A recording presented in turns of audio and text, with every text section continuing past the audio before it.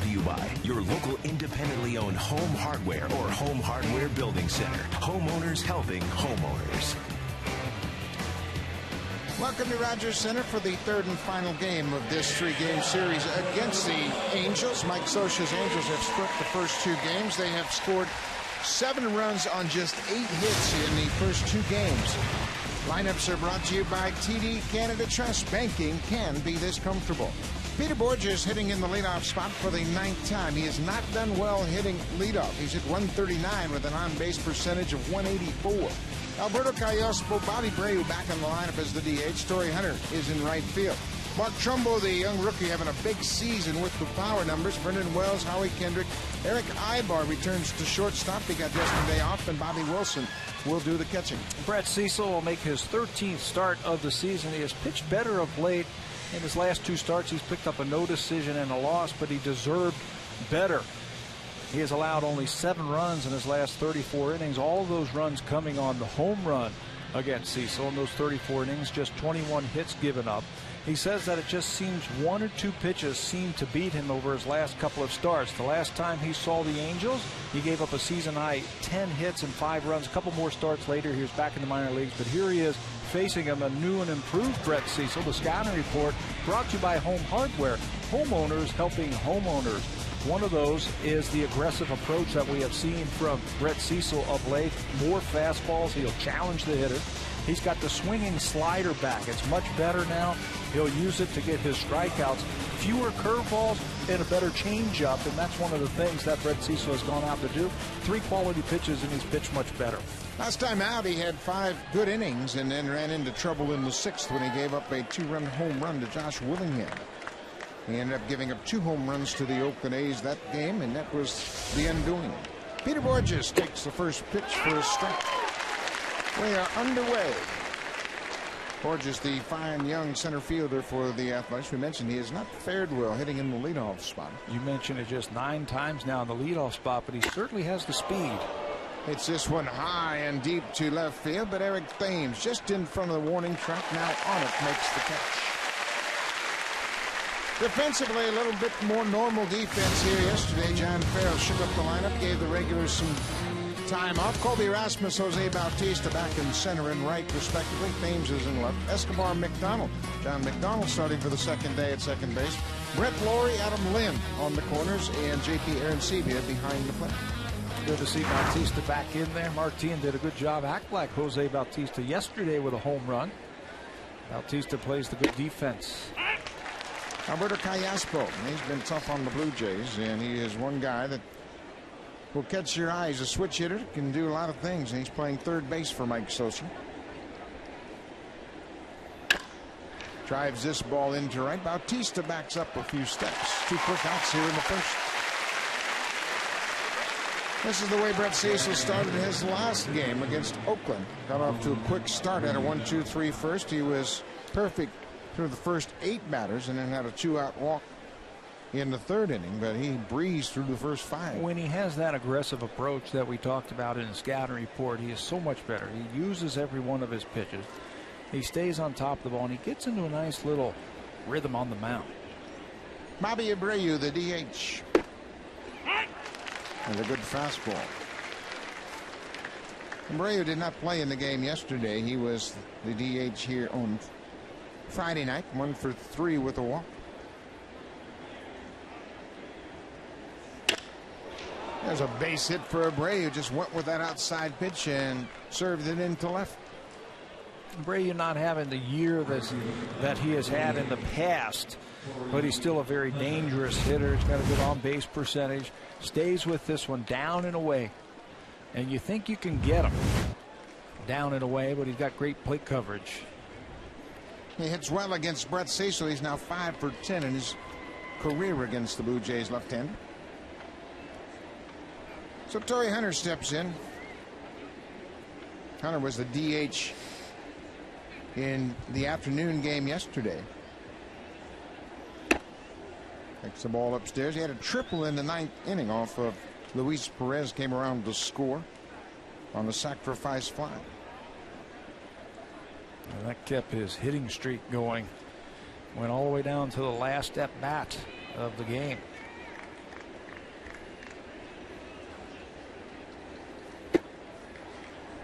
2-0. We mentioned Cecil in his return to the Blue Jays, much more aggressive, as you mentioned, Patty, throwing them a lot more strikes, but he's also made some mechanical adjustments to improve the timing and allow his arm to get on top. That seems to be the biggest turnaround. Blue Jays were really worried about him getting the ball out of his glove a little bit too late.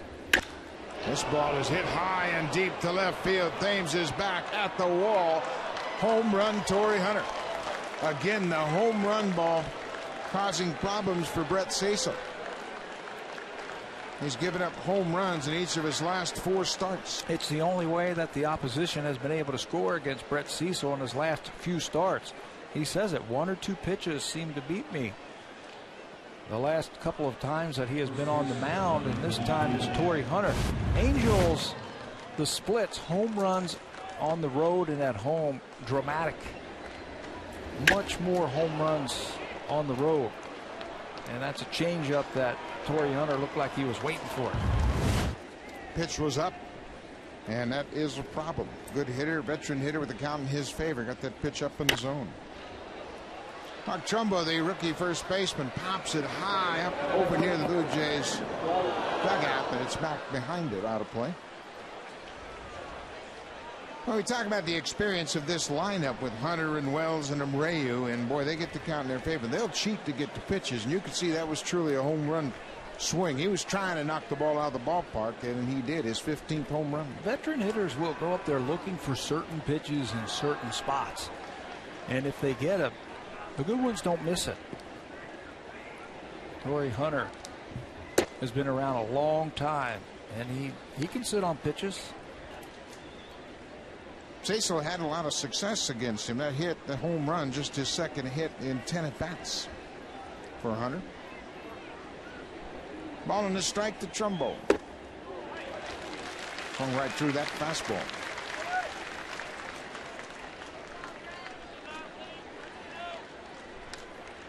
Up over 300 over his last 9 games. He's a big, strong guy, and he hits some wicked line drive home runs. Trumbo with 22 homers. That ball is bounced out in front of home plate. Alan Porter down at first base indicated no swing. A couple of young replacement umpires, fill-in umpires. Alan Porter, 33 years old, down at first, and the home plate umpire, David Rapp, is just 29. Good to see some young umpires make their way to the big leagues. 2-2, 2 outs. Got it. Ball gets away from Aaron Sebia. Trumbo going to first. The throw is in the dirt and scooped by Lynn. But Brett Cecil continues to be plagued by the long ball. Torrey Hunter with 2 outs and a man on goes deep. His 15th gives the Angels a 2-0 lead.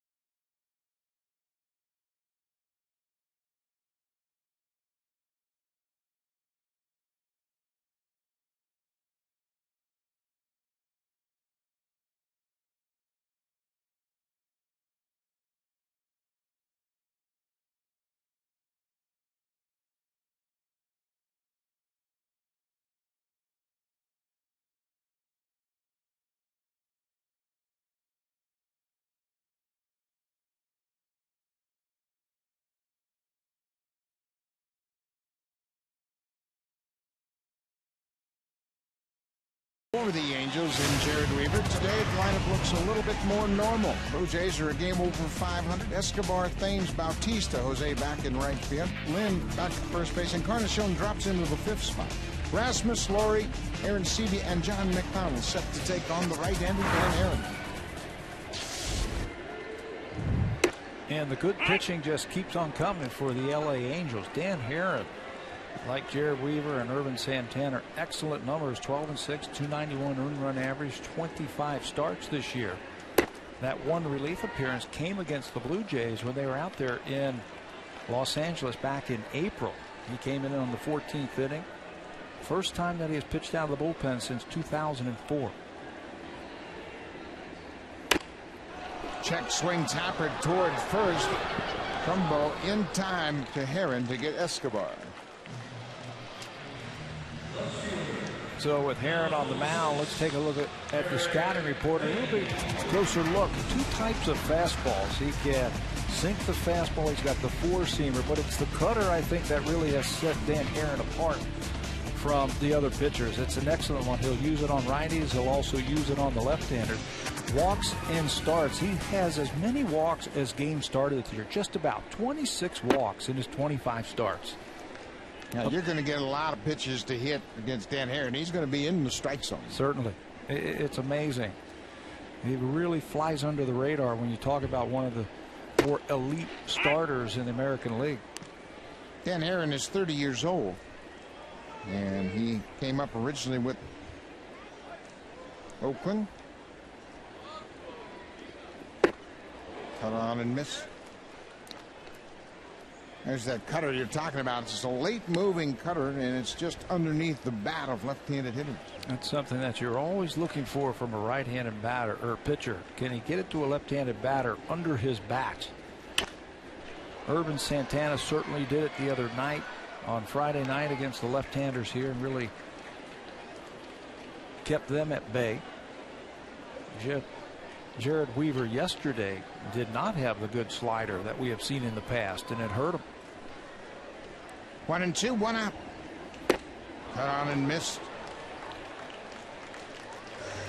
2 down here in the first. Eric Thames, the first strikeout victim for Dan Herron.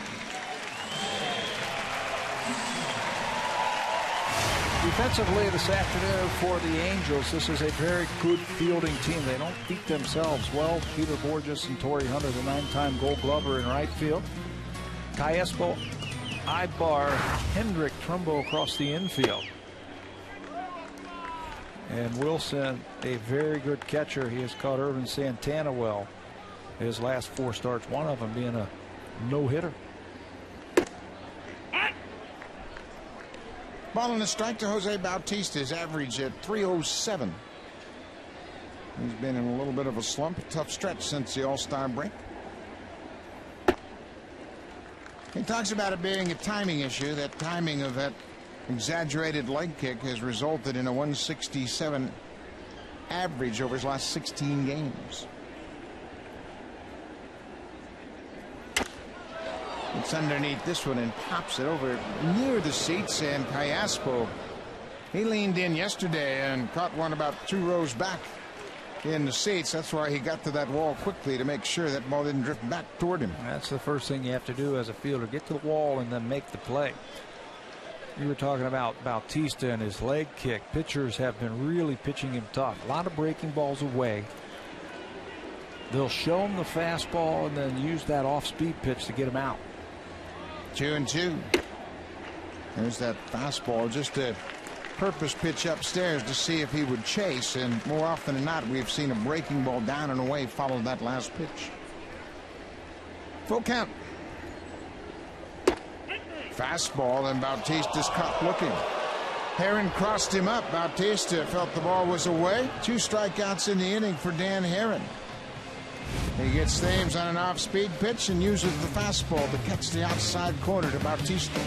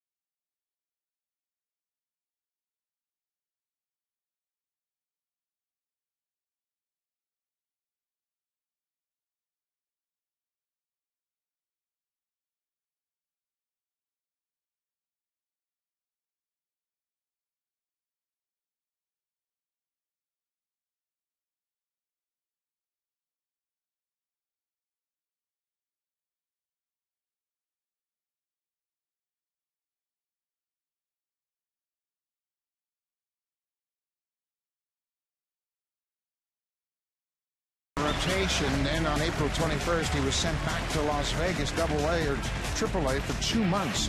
His first 8 starts were not good, but boy, his last 4, he's been pretty tough. Yeah, the opponent's batting average down and the ERA down. Everything is good. Made the adjustments, and what I like about him is he's using all his pitches and he's throwing them for strike. Remember in those first 8 starts, everybody was talking about the lack of velocity and he can't do this and he can't do that. You make good pitches, and I don't care what the velocity is. It's all about executing pitches, and that's what Brett Cecil's been doing over his last few starts. John Farrell addressed that in the pregame media scrum.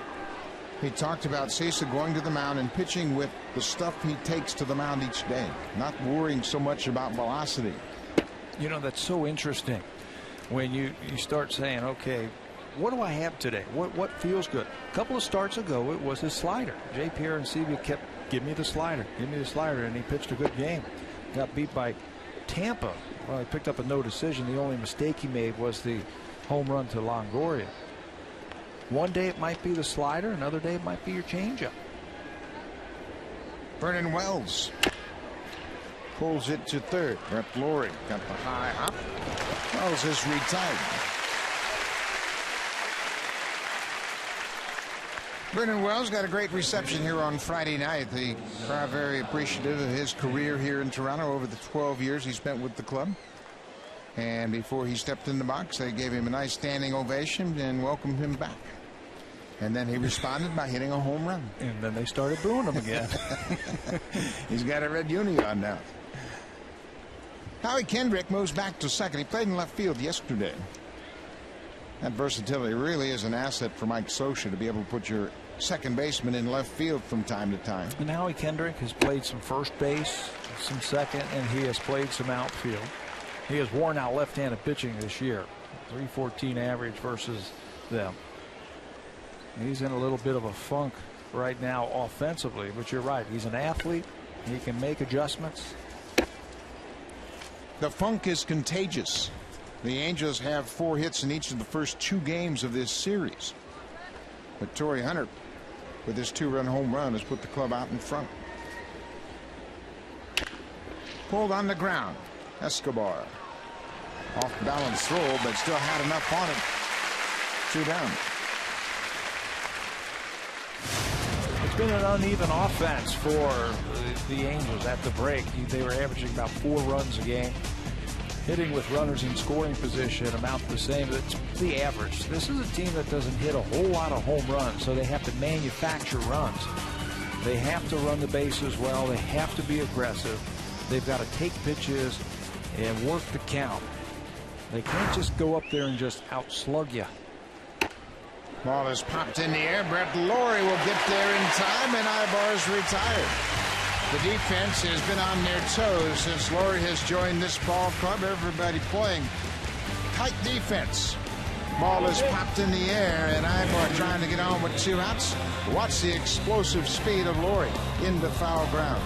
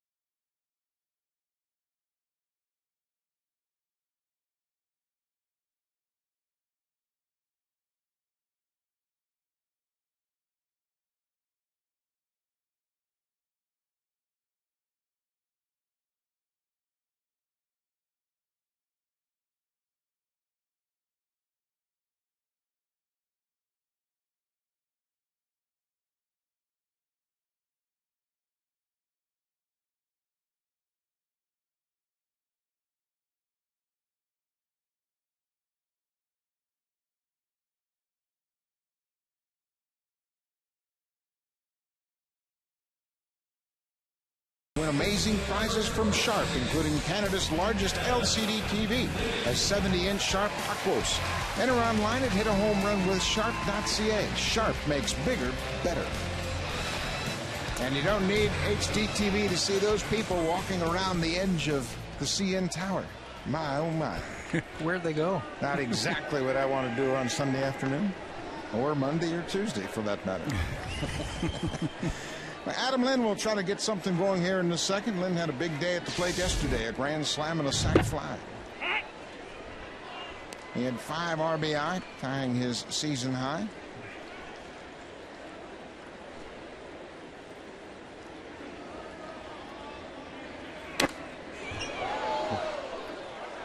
Bases loaded. First pitch from Jared Weaver. And it results in his 20th home run of the season. Adam Lynn possibly have been struggling a little bit, just trying to get the home run out of the way. That was his 100th career home run for Lynn. And you can see over his last 25 games, maybe pressing a little bit to get to that milestone. And it seemed like after he hit that home run, he was nice and relaxed at the plate, put up some good at-bats the rest of the way. Weaver had walked back-to-back hitters to load the bases, and there's that two-seam fastball that comes back and catches the inside corner. Heron has struck out 3 in a row. Mentioned Dan Heron flies under the radar, and you see he doesn't give up much. His strikeout to walk ratio is the best in baseball, 5.50. 5.5 strikeouts for every walk he issues. You know, he doesn't have the pure power of the Justin Verlander who was on that list, or the David Price or CC Sabathia. He does it with a lot of smarts, a lot of guile, and a lot of knowledge on the mound. Finds weaknesses in the batter and then just goes and attacks it. He and Jared Weaver both pitch the edges very well. They keep the ball out of the middle of the plate. I think we need to throw Irvin Santana's name into that mix also from what we saw on Friday night. I don't think he threw 5 pitches in the middle of the plate all evening. No, he lost his shutout in the 9th inning on a home run to Eric Thames. He was very good and always has been every time he faces the Blue Jays. Big hit streak for Edwin Encarnacion, 12-gamer. He's hit over 400. John Farrell was talking about Edwin earlier during the morning workouts and saying, you know what, Edwin takes as good a swings as anybody right now. For a big man, he's got a flat swing, and we've talked about that a little bit on the show here, how he sets his bat up in a good hitting spot, flat, almost parallel to the ground, and that will help you get the bat out a little bit quicker, eliminate a lot of the extra movement that you see from hitters. Lined right to Ibar at short. He hit it right on the nose. Aaron has retired 5 straight. He just keeps hitting everything hard, and good things will happen. Watch the bat as it's so flat, and then it's a short swing to the ball. You can't guide it right there, almost parallel to the ground. That's a flat swing. You don't see the bat go over his head, or you don't see his hands drop. It's just flat and straight to the ball. Colby Rasmus bats with 2 outs. There's a big breaking ball that missed the outside corner. Rasmus did not play in yesterday's game. John Farrell just felt he needed the day off to regroup a bit.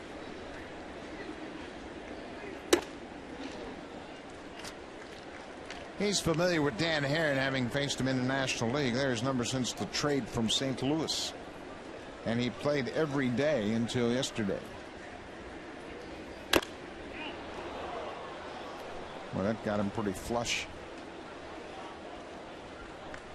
Heron will make you do that, cutting that ball down and in, and you get the top of that baseball and hit it right down into your leg or top of your foot. That's the cutter.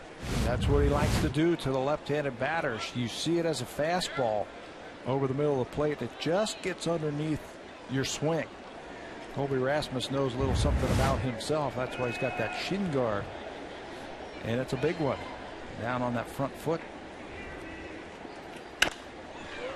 Popped up. Kayaspo, the third baseman, drifting into foul territory. Another quick inning for Dan Herron. He's retired 6 straight to start the game.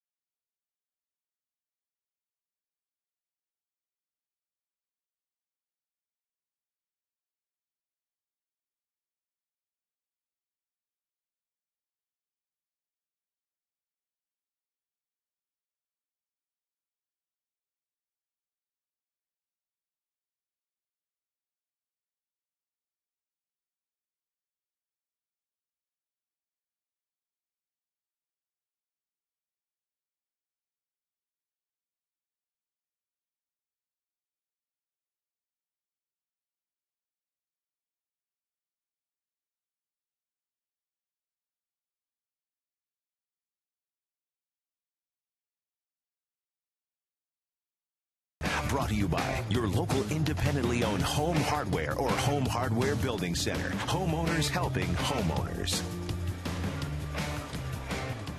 Third inning, the catcher, Bobby Wilson, will stand in against Brett Cecil. Mike Scioscia loves the way Wilson receives the baseball. He thinks he's really made strides behind the plate. You can see he's scuffled with the batting average. He and Jeff Mathis both hitting under 200. That's not his primary job right there as a catcher. It's not about the offense. Anything that he can add is a bonus. What Mike Scioscia is looking for is the contributions that he has behind the plate. 4 career home runs, 2 coming against Brett Cecil. Barehands that ball. He got himself into such a position with his follow through he couldn't get twisted around to use the glove. But how does this make you feel as a hitter when you hit a one-hopper right back to the mound and he snatches it with his bare hand? What, you don't hit it hard enough that he's got to just pop it with his paw like that? How many times have you seen pitchers do this, swipe at it and have it go off a finger? But he caught that squarely in the palm of his hand and made an easy play out of it. Or getting injured. You've seen pitchers go after that ball like that and break a finger or something. It really wasn't hit that hard. It was just a bouncing ball in one hop, and Cecil was just twisted around to the point where couldn't get his glove up. It's the only way to make that play. One out here in the third. Peter Borges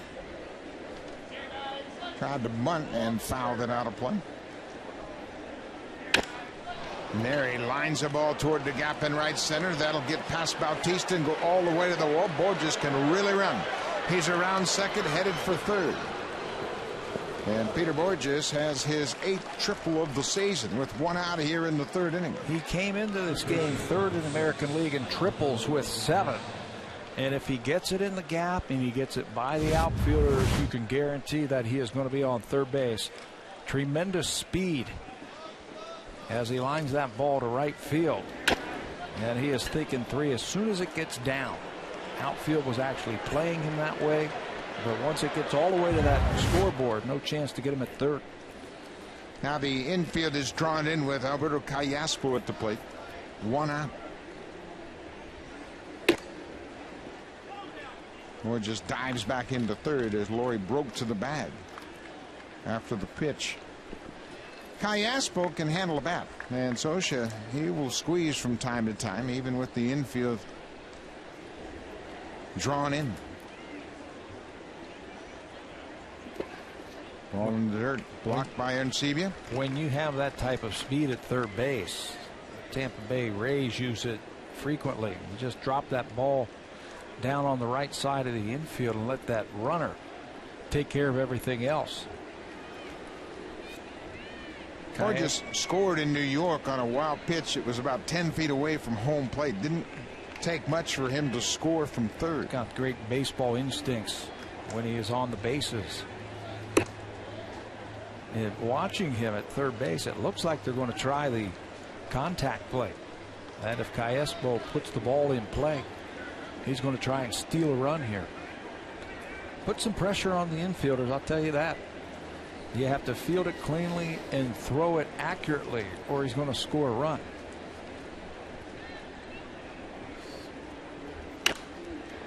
Green light. That shows you just how challenged the offense has been. Callaspo with a runner at third, less than 2 outs, got the green light on the 3-0 pitch. Mike Scioscia knows runs have been tough to come by for his club recently. And Callaspo's had a good series. He certainly has against the Blue Jays. Hit a home run in yesterday's ball game, hitting right-handed. He's hitting over 300 versus left-handed pitching this year. And he drives this to the outfield. It'll be deep enough to score Borges. Bautista knows it, just catches the ball, and Borges jogs home, the third Angel run of the afternoon. Borges with his great speed hit the 1-out triple, and then it was academic. Callaspo put it in play deep enough to right to chase him home. Shortens it up. Just get the ball deep enough, and you'll score that run. Looked like Brett Cecil tried to throw an off-speed pitch, get him out front, see if he can keep it on the infield. But Callaspo will pick up the RBI. Callaspo has driven in 3 runs in this series now. Bobby Abreu singled and scored back in the first. Got a pitch away from him. Boy, he covers that outside half of the plate. Not quite as quick inside as he once was. But he's got a great eye. Lays off borderline pitches. Over the last 10 years, there's only been one player in baseball who has reached base more times than Bobby Abreu, and that's Albert Pujols. Combining batting average and a good eye.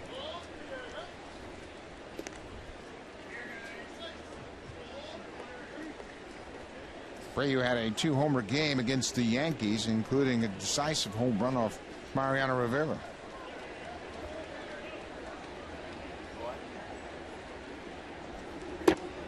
There's a good pitch. That's where I'd try to exploit him right there. Enters half of the plate, try to keep it on the inside. He's so good at taking that pitch away and just serving it into the opposite field. Yeah, just flicking it out there. And you know, being around the veteran, he's looking for the ball out there. Right there, and that fastball fooled him. He tried to check, but went too far. Brett Cecil uses the fastball to strike out Bobby Abreu.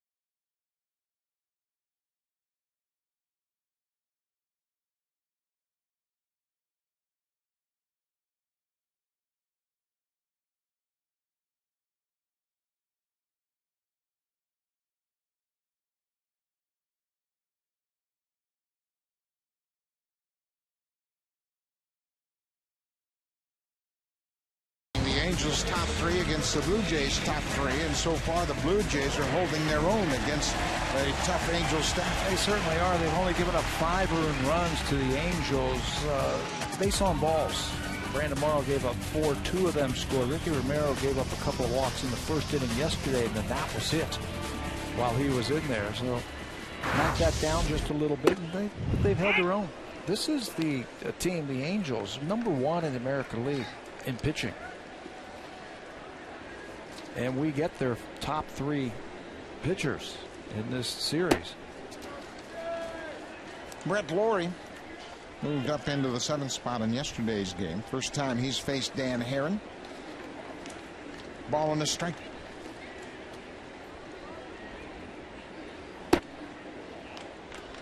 Well, he's shown the ability to lay off that close breaking ball. Brett Cecil talking with Jose Molina. If they can't get something sorted out here. Off-speed pitch is popped up behind home and behind the screen, out of play. I would think Brett Lawrie would be well served to go back to Rich Harden. Very similar pitcher that he's facing today in Dan Herron. And he had problems with Rich Harden, couldn't lay off that changeup that was away. But you saw the improvement from the first time up against Harden the other day. Harden really mastered him. But then Lawrie figured it out, had pretty good at-bats against him. Big bouncing ball to third. Callaspo hits it and throws Lawrie out.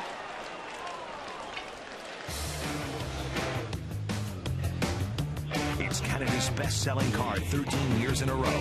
Honda, the official vehicle of the Toronto Blue Jays. Blue Jays won yesterday to get their record to 17-28 in day games. That's been a real puzzler for John Farrell and his coaching staff. How to get this team turned around playing day baseball. JP Arencibia. Arencibia got into the hit parade yesterday in his 3rd at bat, had an RBI single. Drives this ball high into shallow right field. Torrey Hunter is there. 2 outs. Herron has retired 8 straight. Keeps the ball away from the right-handers. Really messes with their timing. We saw him strike out Bautista and Lynn by using his fastball late in the count. Against everybody else, he has really spun up some of those breaking balls.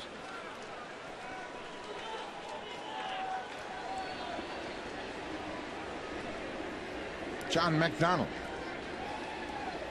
Second consecutive start at first base. Came into the game yesterday, got the start, got a couple of hits. One of them a big hit, his first time up. RBI double came into the 2nd inning. That gave Ricky Romero a 3-0 lead. Off-speed pitch pulled to Callaspo.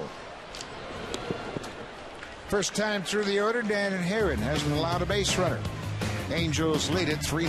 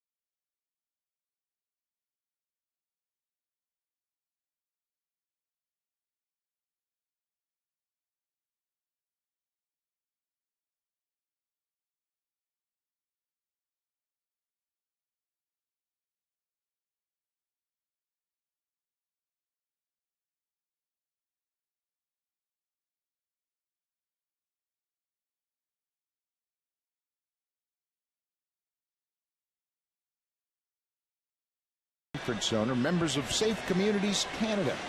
Welcome to Rogers Center. Hope you have a great afternoon and you have a front row seat, no question about that. Blue Jays are trailing 3-0.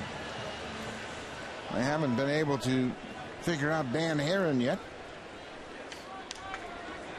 Torrey Hunter homered his first time up, hit a 2-run home run with 2 outs in the first.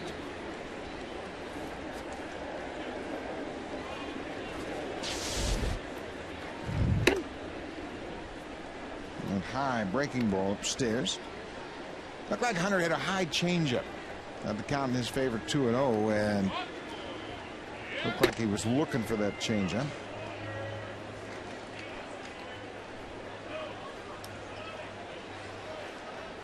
Torrey Hunter now 36 years old. Product of that great Minnesota Twins organization. Came to the Twins in 1993.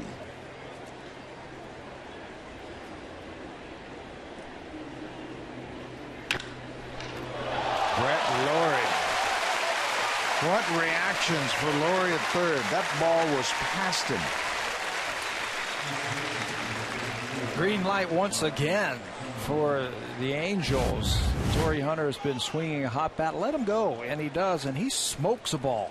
But it's right on the line, and the reactions like you're talking about, just in the webbing of the glove as Laurie, showing off some athleticism, snatches that one for the first out. One out. We got to remind our fans out west, the Blue Jays will be in Seattle tomorrow night. You know, Brett Laurie's got a lot of family and friends in Vancouver. Obviously, they'll be in attendance, and we hope a lot of Blue Jay fans come down to see the Blue Jays in Seattle. Be there for 3 nights. It's your first look at Brett Laurie in person, and he's been special. I don't remember a young player coming up and making me shake my head every day. You know, you and I, we've seen a lot of players come and a lot of players go. And we don't like to pass judgment until we see a guy for the first time and watch him over a week or so and really get a feel for what type of player he is. But you're right. We've watched him now for a week, and every day we see him getting a little bit better. We see him do some things on the baseball field that you just can't teach. And he's got a chance to be pretty good. Foul tip hung on to by J.P. Arancibia. 2 downs. Let's check in with Jamie Campbell.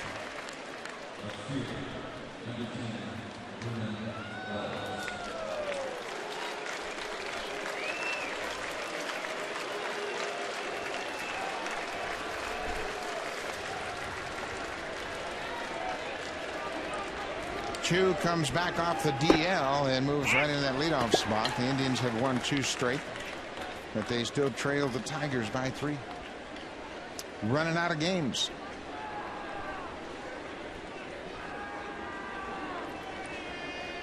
That's almost like making a trade at the deadline to pick up an all-star like that, like Sin-Soo Choo. Been out for a long time with that fractured thumb. Big bouncing ball to short.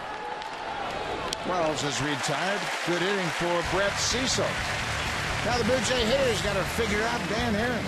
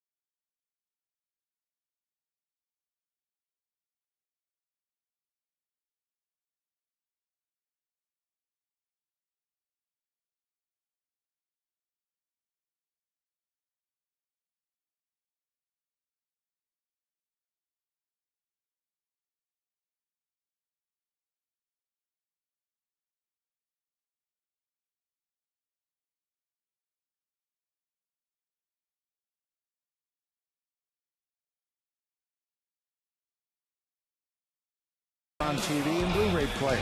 To enter, visit hitahomerunwithsharp.ca. Sharp Aquos makes bigger, better. Blue Jays hit 3 home runs in yesterday's game. Right now, they're looking for their first base runner against Dan Herron. Escobar, he went 2 for 5 in a game yesterday and scored 3 runs. Goes too far. Well, again, Herron just painting an outside corner to right-handed. Slider tough to pick up for the right-handed batters. A lot like, again, Irvin Santana. His breaking ball the other night was outstanding. A lot of check swings. And like you said, Herron, just for raw stuff, he won't compare to Michael Pineda or Justin Verlander. Well, boy, you talk about pitchability. He's got a boatload of pitches he can throw at you. And he knows when to throw them, where to throw them, how to throw them. You can read bats, and the catcher can really help you also. This check swing, another one as Escobar drops the bat. 1-2. And that's what Mike Scioscia was talking to us yesterday about catchers. Their primary job behind the plate is the communication with their starting pitcher. It's imperative that they develop relationships and communicate about everything, and that starts in spring training each and every year. Scioscia said the second thing that's important for him is the way the catcher receives the ball. When you consider he's going to catch upwards of 150 pitches a day, he has to receive them well. Another strikeout for Herron. That's 4 on the afternoon. Just missing a pitch as a catcher and pulling it out of the strike zone can mean the difference between a good at bat and a bad at bat. Bobby Wilson, he said, is up here because Hank Conger doesn't catch the way he does. He's not as advanced as Bobby Wilson is behind the plate as a receiver. Hank Conger is a young catcher in the Angels organization who was with the team the first time we saw LA earlier this season. And Conger can swing the bat. His catching just hasn't advanced to the point of Wilson or Mathis for that matter. But Scioscia loves the way Wilson receives the baseball. That ball is hit a ton. Corey Hunter looking up. Down, Eric Thames.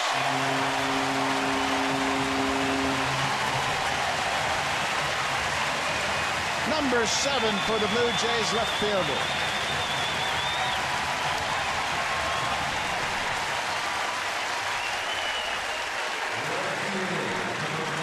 Starting to get it together after a slump.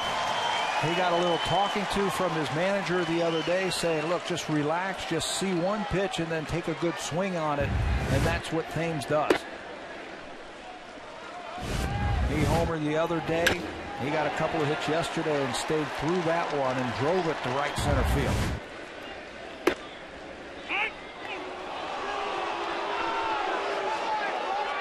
Bautista didn't like that call, and he slapped his bat in frustration. Ball and a strike, 1 out. David Rackley, the home plate umpire. Down and away.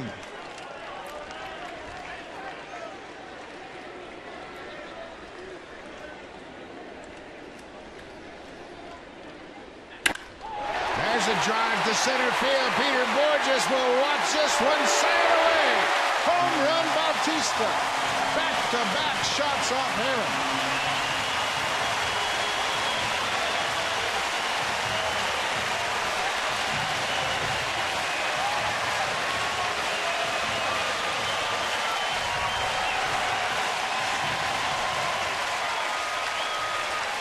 Blue Jays do it again. They go back-to-back. It was a breaking ball to Thames, and it looked like a breaking ball again to Bautista, down into the sweet spot. And he goes down and gets it.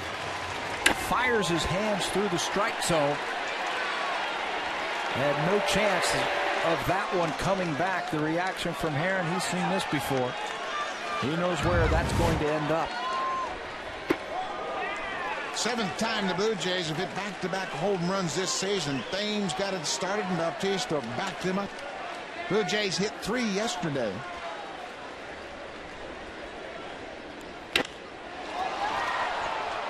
That's one thing about these two ball clubs, how they differ dramatically. The Angels don't have that kind of lightning and thunder in their lineup.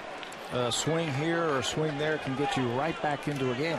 They have to manufacture it. They've got to get on base. They can steal, hit and run, go first and third.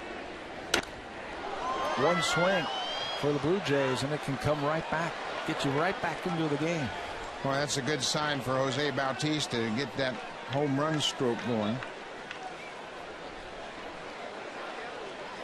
He was frustrated on that pitch he thought was out of the strike zone. It was called against him, and he regrouped in a hurry. On the ground, Kendrick backhands it. Throws out Lind.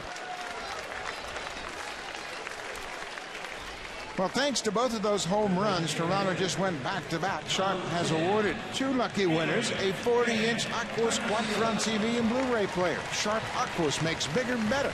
To see if you have one, visit hitahomerunwithsharp.ca. 2 down here in the 3rd inning. Bautista, number 34, for Thames, number 7.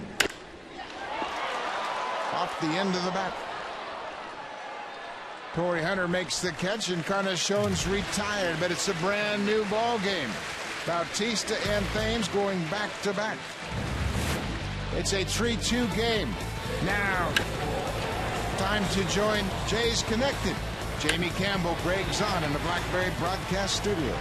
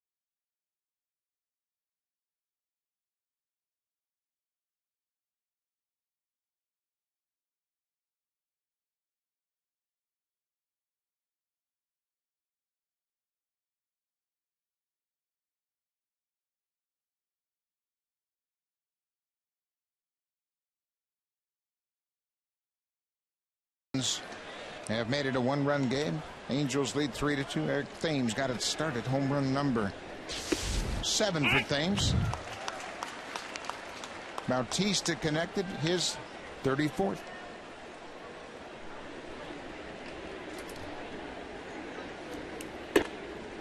Howie Kendrick with a ball on the strike. Kendrick grounded out to shortstop in the 2nd inning.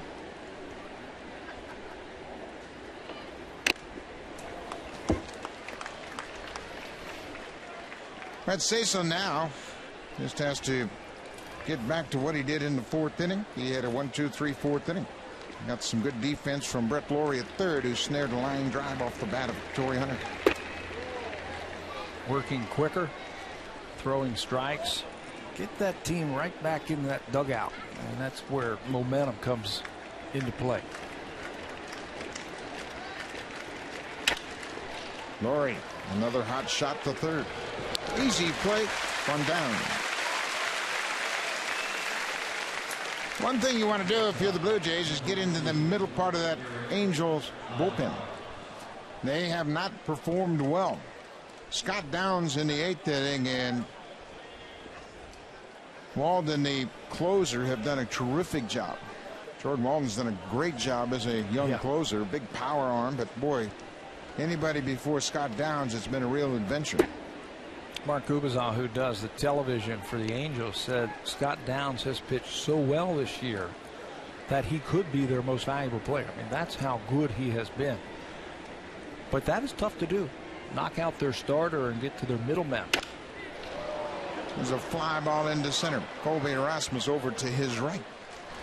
Eric Ibar's retired, 2 down.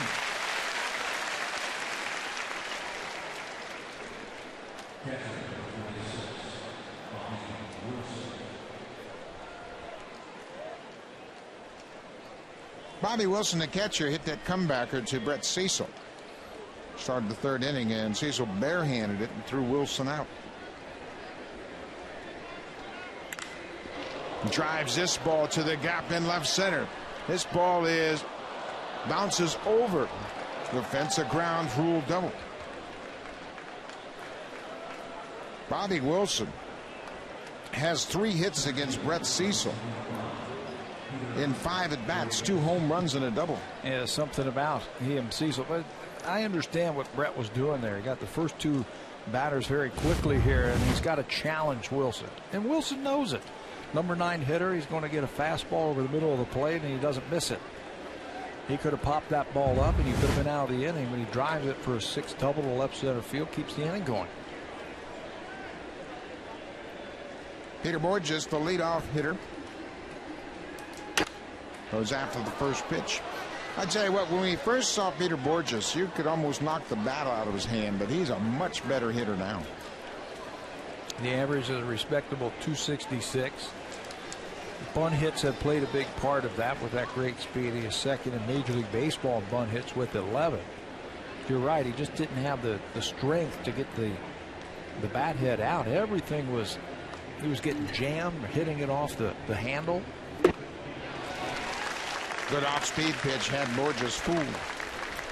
Reminds me a lot of Bobby Dernier, if you remember him, for Philadelphia and the Chicago Cubs. Great center fielder. He was in there for his defense, and he made himself a very decent hitter, spreading out just a little bit more as he became a big leaguer after a couple of years. Just put the bat on the ball, get it on the ground, and use your great speed. Cecil ahead 0-2. Aaron Seavey wanted that pitch upstairs, and Cecil delivered. And they beat Borges with that fastball.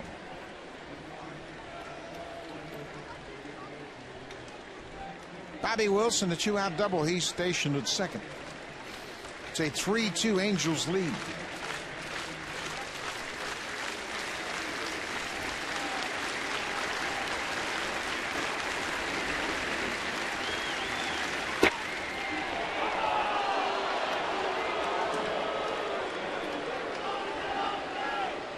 Hazel just missed inside.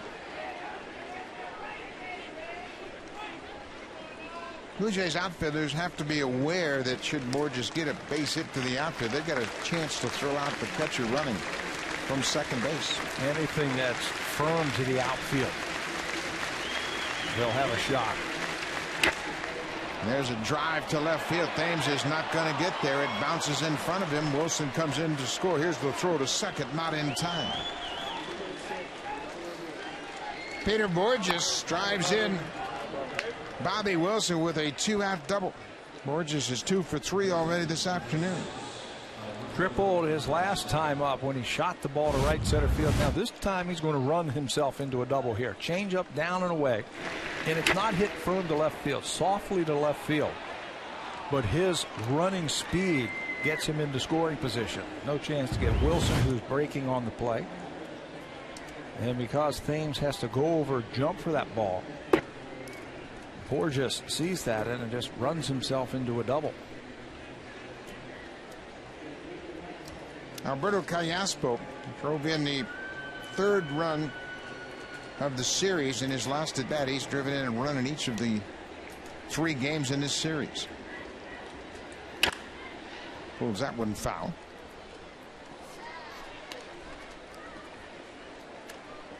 Now Mike Scioscia mixed up the lineup pretty effectively. We'd mentioned Peter Borges had not hit well in the leadoff spot. 139 coming into this game in his previous 8 games, but so far so good. 2 for 3, couple extra base hits.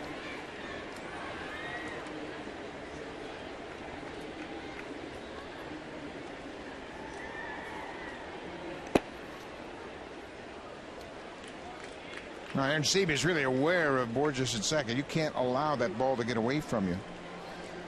And that has been a problem for this team. Wild pitches and pass balls, and John Farrell knows it's an area they have to improve upon. If that ball goes back to the screen and you have any trouble trying to pick it up, Borges might think about trying to score. Well, Borges had third base if he wanted it right there. Time to put the pickoff play on right here. 2 outs, 2 strikes.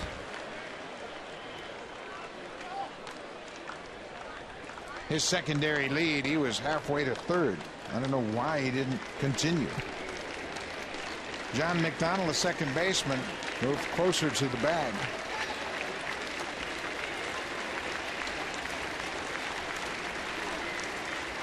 And Cecil has been made aware. 2 outs. The Angels have gotten back one of the runs Blue Jays got in the bottom of the 4th.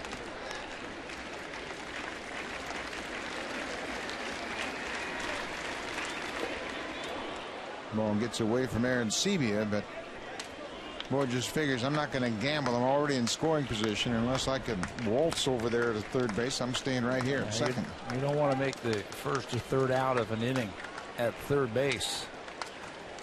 It doesn't take any kind of hit to score him easily. Doesn't want to get thrown out. Full count, 2 outs.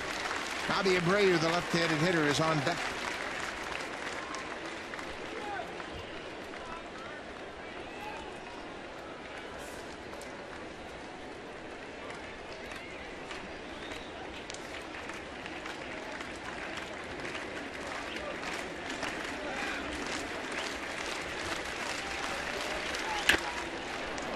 Fly ball hit to right. Bautista drifting back makes the catch. But the Angels had a run. Peter Borges, a 2-out RBI double. 4-2 Angels.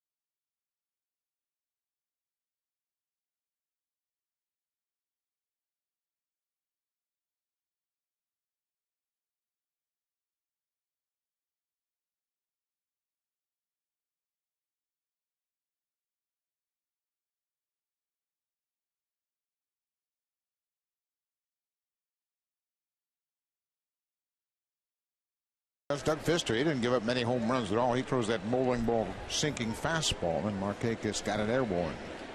He's out of Seattle, too. That's a great pitcher's ballpark in Seattle. Colby Rasmus starts things off here. Bottom of the 5th, Rasmus, Laurie, and J.P. Arencibia.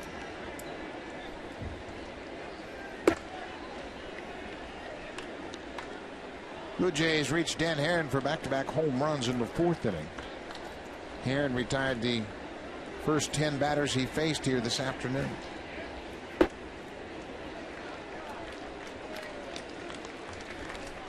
And then Thames hit a home run to right. Bautista hit a home run almost to straightaway center.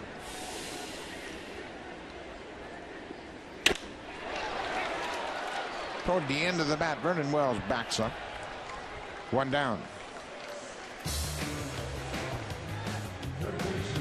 It's Canada's best-selling car 13 years in a row. Honda, the official vehicle of the Toronto Blue Jays.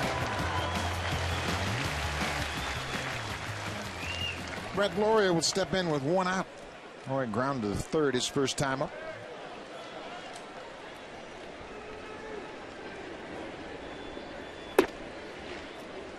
John Farrell was asked about Brett Lauria's return to the Northwest to play in Seattle, close to his Vancouver, Langley, BC home. And he said managers suggested he has talked to Lauria about not getting distracted. It's natural for a young player when he's going home for the first time in a big league uniform for a lot of family and friends to come out. He said, I'm not really worried about Brett. He is so focused that he's not going to be distracted by anything. But you'll see a lot of people you haven't seen for a long time. All of a sudden, a lot of friends and relatives will want to come and see you play in a big league uniform. And that's something that he picked up while he was with the Indians, running that farm system, being very committed to your routine. What you do day in and day out to be a big league ball player is you get yourself ready for the game. You don't want to be the distractions and have those type of distractions. You want to be committed to your routine. Do that and you'll be fine. And Brett Lauria, let me tell you, he's pretty committed. I tell you what, he is out here every single day early. Brian Butterfield, Louis Rivera working with him. Minor little technical adjustments they're making, mechanical adjustments as a setup in the field, trying to address different things, and he has been a model student. They talk to him as an explosive player. He explodes on everything. They want him just to relax at time and just let it flow. Well, there's no question about his energy, and he brings that energy to the entire team. I like his intensity. I think it's great. And I like his emotions too. I think so oftentimes younger players will come to the big leagues and think, well, I got to be, cool and not show your emotions, but emotions are genuine. You got to be yourself first. You got to be true to yourself.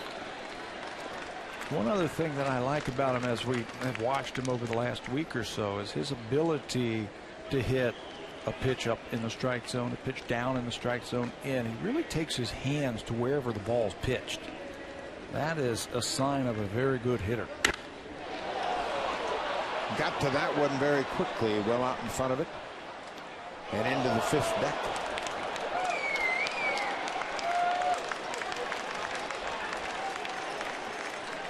Dan Herron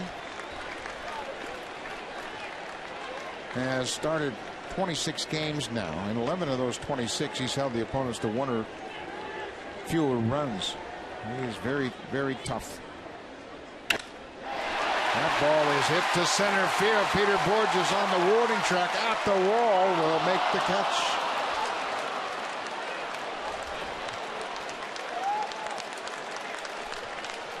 Well, he just missed a home run just off the end of the bat. And that is something that J. Pierre Ancibia has done by hitting the long ball. He's made a name for himself, and he's probably going to go into the record books as the best home run hitting catcher in one season. John Buck last year had 20 homers, and it was right down to the wire to get that 20th home run. And J. Pierre Ancibia, about 7 weeks of the season left. He's got plenty of time. More importantly, I think for JP is he's putting better at bats together, hitting the ball a little bit harder, seeing the ball just a little bit better. This is the time of the year where big league catchers who have played day in and day out get worn down. What does the bat feel like right now in the middle of August after you've played every day? Yeah, it's a grind. There's no question about it. And JP's young, just in his first full season, but it'll still wear you down. The thing that really gets overlooked, all the foul tips, sore thumb. Remember how long he played with a beat up thumb on his catching hand, and that really affected his swing. But that's the perils of catching.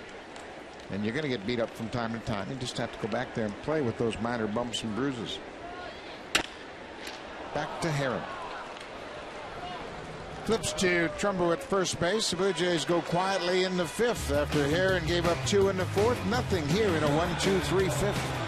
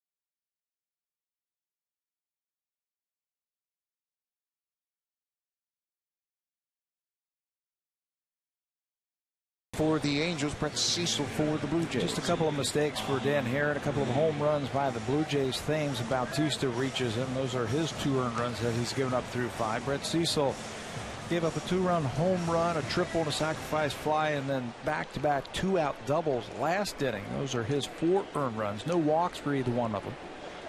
The pitchers this afternoon, for the most part, they have really gone after the strike zone today and made him put the ball in play. Bobby Abreu, the veteran DH, will step in. Abreu singled to left field his first time up. An inside pitch. Interesting. Abreu took that pitch away from him and slapped it into left field. The next time up, when they got to 2 strikes, they pitched him inside. And he ended up striking him out.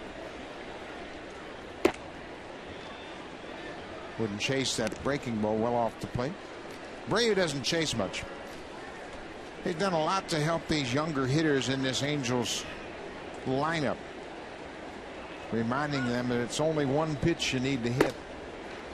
And we have talked that in relationship to Eric Thames, how he had this mindset you couldn't let any of them go by because that might be the last good one you see. Not true. You can't get into that batter's box and try and hit all 4 of the pitchers' pitches. There's another ball inside, and Abreu pops it up. Laurie gives way to the shortstop, Escobar. 1 out.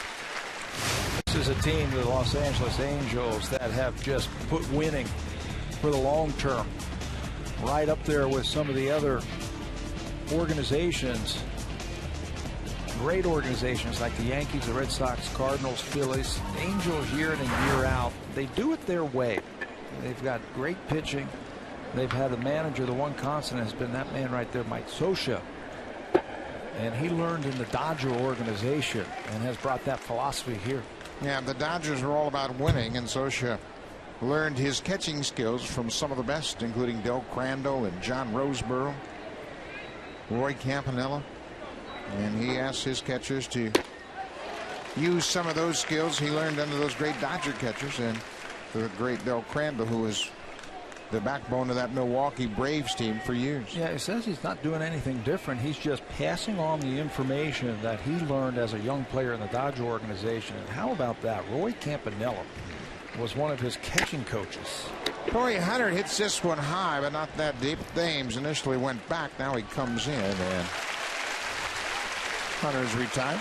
2 down. Well, Mike Scioscia came to the Angels in 2000. He was in the Dodgers AAA minor league club at Albuquerque, coaching or managing in the Pacific Coast League, and then the Angels plucked him right out from under the Dodgers' noses. He's been the manager for 12 seasons now. World's championship for the Angels back in 2002. Well, it took him 2 years to get the team he wanted. And he had a bunch of young kids, including John Lackey, who is the guy that wrapped up the World Series in Game 7. Lackey now, of course, pitching with the Red Sox. But Darren Erstad, Tim Salmon, Garrett Anderson, a real core of homegrown talent. Mark Trumbo. Good inning for Brett Cecil. Just 9 pitches for the Jays left-hander, and he makes quick work of the Angels.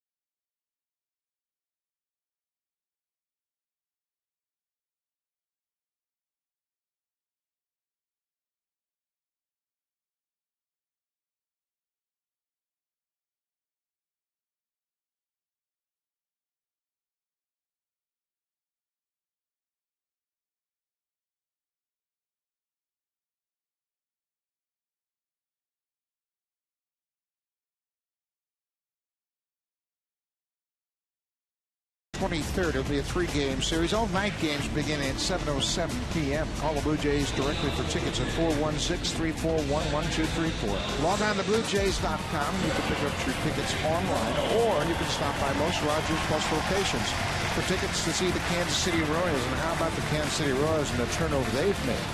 They've got a lot of their future in the big leagues right now. Johnny Giovantella, the second baseman, played 9 games since coming up, and he looks like a real good player. Certainly just another one of the long list of players that have come up there, and we've heard about some of the players in their farm system over the last couple of years. Eric Hosmer and Moustakas, Gordon, the outfielder, finally putting it all together, and they're all in the big leagues, and they're growing together.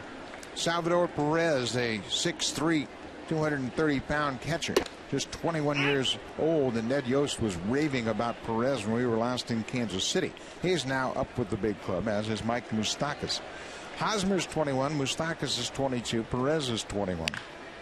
There's a fair ball just inside the bag at third. John McDonald is headed for second. Vernon Wells overruns the ball. McDonald will stop. And then the throw, airmails third base, but with nobody out. McDonald stops at second. Every time that John Farrell puts him into a ball game, he does something to help the ball club.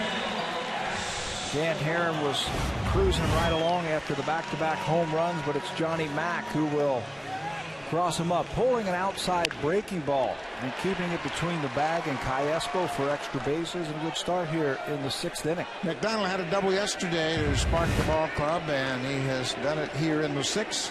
Blue Jays need to capitalize now. They trail by 2. Top of the order. Escobar showing bunt and takes a strike. Not a bad idea. Base runners. That's what you need to get right here. Get a couple of base runners on in front of the big thumpers.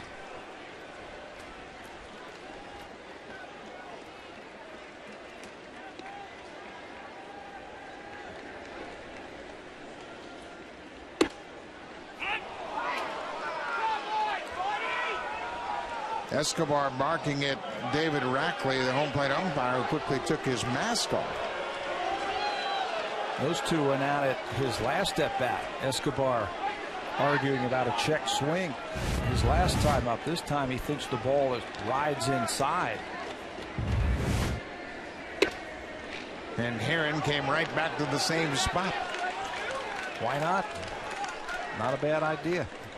Might get that call. Mentioned David Rackley, one of the fill-in umpires, just 29 years old. And I like the fact that they're breaking in some of these younger umpires and they're getting them to the big leagues on a regular situation as fill-in umpires for the umpires when they take vacations. Alan Porter's 33 years old. He's at first base, and you've got to have some young blood coming into the umpiring crews. Ball driven to right. Torrey Hunter will catch it. Tagging at second is McDonald. The throw is cut off. And Escobar moves the base runner up 90 feet. Productive at bat, even though you made it out. You moved the runner 90 feet closer to home. John McDonald does a good job, and the Blue Jays have a way when they have a runner at second base and less than 2 outs how to tag. Less than 1 out, fly ball, go ahead and tag. If there's 1 out, you're a little bit more cautious. McDonald perfectly situated to tag up on that play. Mike Scioscia will play the infield back with Eric Thames hitting. Thames homered his last time up with 1 out in the 4th. Breaking ball, and it just hung over the middle of the plate. A lot like the home run he hit the other night off of Santana. Same type of breaking ball. Just spun. Now here's where Thames really has to grind to put the ball in play. Anything on the ground, on the infield, you're going to score a run. Put it in play. Shorten up your swing. Cross one part of the diamond off the right side. Think about going the other way. And with that, Heron knew he was going to bust him inside and missed the inside corner. But you're right. You can't worry about getting beaten by the fastball inside. You've got to make sure you put the ball in play here and cash in McDonald from third.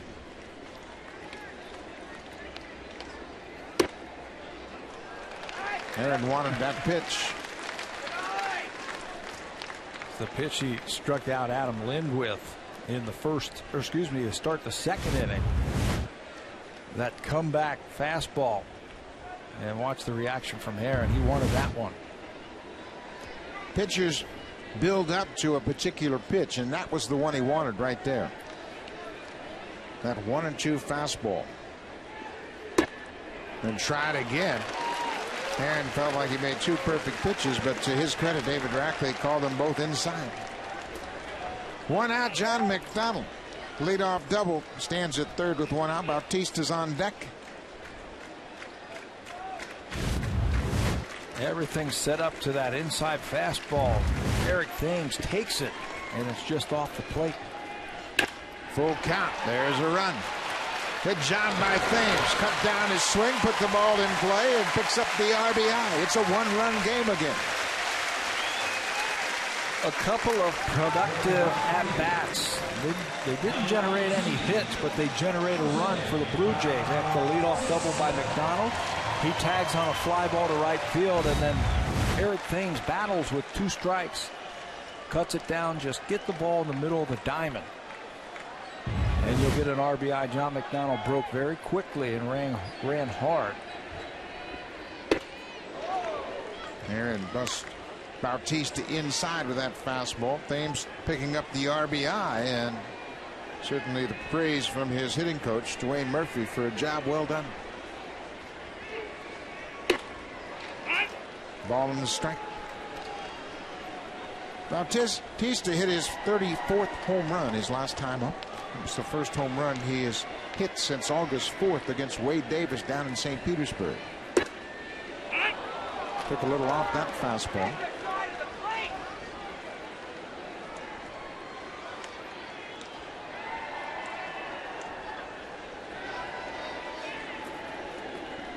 1-2.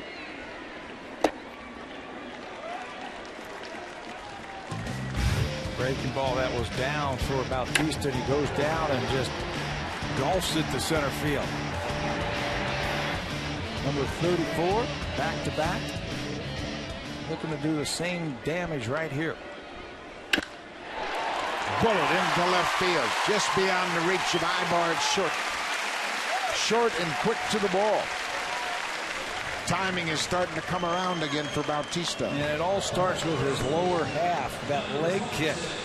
If you've got the right mechanics at the plate, you use that leg kick to your advantage, you're going to hit the ball out in front, and that's exactly what Jose does here as he scorches one by Ibar, the shortstop. So Bautista's had a 2-hit day. Dan Herron will get a visit from the catcher Bobby Wilson and the pitching coach Mike Butcher. 94 pitches. There's no one warming up in the Angel bullpen. We mentioned how reluctant Mike Scioscia is to go to the bullpen before he can get to Scott Downs or Jordan Walden. And that's usually the 8th and 9th inning. We're sitting here only in the 6th inning, 94 pitches, and they'll push Dan Herron. His delivery is not a violent delivery. It's not a max effort type of delivery. You can see Mike Butcher with a quick question to the umpire, and you can bet it was about those 2 fastballs inside the frames. So David Rackley getting a little taste of some veteran experience here in the big leagues. But he's had the Blue Jay hitters upset and the Angel pitcher upset. Adam Lind. Gloved by Kendrick. Took a hit away from Lind. The infield defense, as Pat mentioned all afternoon, has played great all season long. There they take a hit away and possibly a run if that ball gets to the gap.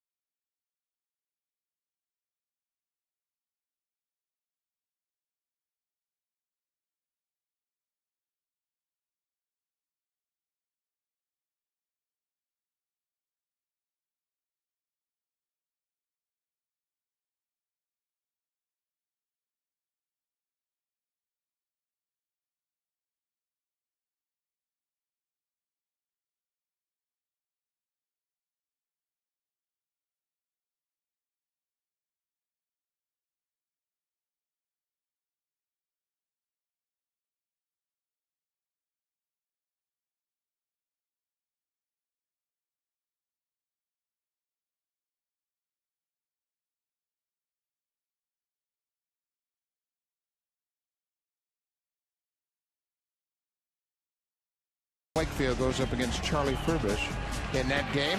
That'll be on Ontario East and Pacific. Then Texas takes on Oakland on Sportsnet West.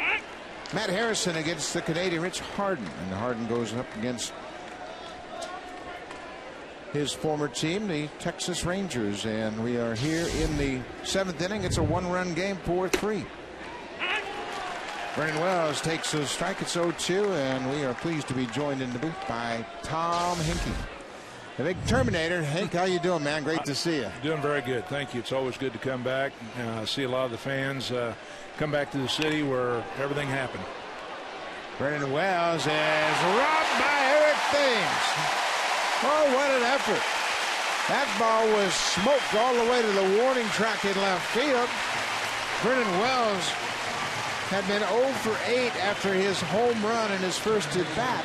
And here Thames robs him of a hit. Doing it all today. Eric Thames homered, earlier in the game, got an RBI his last time up, and then takes extra bases away from Vernon Wells with a nice play in left field. He's getting better and better every day. Take another look at the effort. This ball was hit hard. It looked like it might have even been knuckling a bit out there as Thames dove and caught the ball tumbling to the turf. The whole key to that play is you've got to read it off the bat right away and get a good first step. Howie Kendrick bats with a 1-1 count. Tom Henke, you were inducted into the Canadian Baseball Hall of Fame this summer. That had to be a terrific thrill for you. And I got to say, I saw your speech. You were awesome. Well, thank you. I don't know if awesome's the right word, but it was a great experience. It was something that I really enjoyed, coming back up to where I think my roots in baseball really sank in and really got to flourish up here. The Blue Jays gave me a tremendous opportunity to pitch with a winning team, and starting with 1985 all the way through 92, it was just a run that every kid growing up, I think, really wants to be a part of, and I was very fortunate. Yeah, well-deserved opportunity, obviously, and we're very proud of what you've accomplished here. Busloads, how many came from with you? Well, we had one big bus load, but we had our parish picnic that day, so we'd have brought 2 or 3 probably if we'd have had to leave a few people to guard the town. But well, there's a fly ball to right, a quick inning, and Tom, I'm going to ask you to hang around for another half inning, if you will. Sounds good. So 1-run game. Brett Cecil has settled in nicely.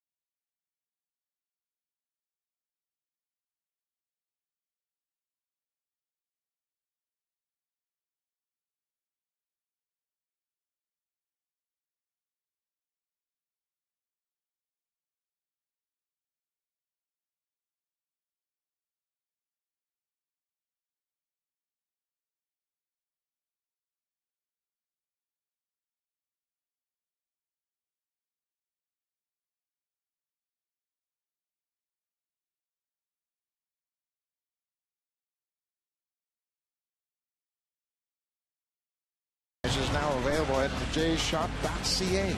T-shirts, jerseys, and signed memorabilia is now available. Visit jshop.ca, the official team store of the Toronto Blue Jays, and pick up your Roberto Alomar Hall of Fame merchandise. Number 12 will hang there forever, as Robbie Alomar's number was retired, and Tom Henke is with us in the booth. And Tom, obviously a great year for the memories of those great seasons, but talk about the impact Alomar had when he joined this ball club as well. Well, Robbie was probably if not the best, one of the best infielders to ever play behind me. And he was just an outstanding player, well-deserved honor going into the Hall of Fame along with Pat Gillick, and really, I think, represented the Toronto Blue Jays. There's been some great players here, and Robbie was certainly one of them. It was a very comforting feeling knowing you had guys like that behind you, able to maybe give up a hard ground ball or whatever, and it's going to get gobbled up, and it's going to turn into an out. Especially that guy in center field. He was pretty good, too. Yeah, there's no question. He could go get him. Did you get a chance to watch the speeches made by Pat Gillick and Robbie Alomar at the at the Hall of Fame? No, I did not. I actually missed that, but I can just imagine that it was very emotional for him. I know it was for me going into the Canadian Baseball Hall of Fame. having your whole family there, and just kind of reliving your career in one moment. It was very emotional, and I'm sure it was for them too. Colby Rasmus hits it a ton. Tom, I know you follow the Cardinals. You're there in Missouri, and St. Louis gave us a pretty good player in Colby Rasmus. Give me your scouting report on Rasmus. He's a great young player. He's got a lot of talent. Still got a lot to work on, I think, but he gave the people of St. Louis a lot of good memories, and he's going to be a good one. I tell you what, I think you all got a good deal over that.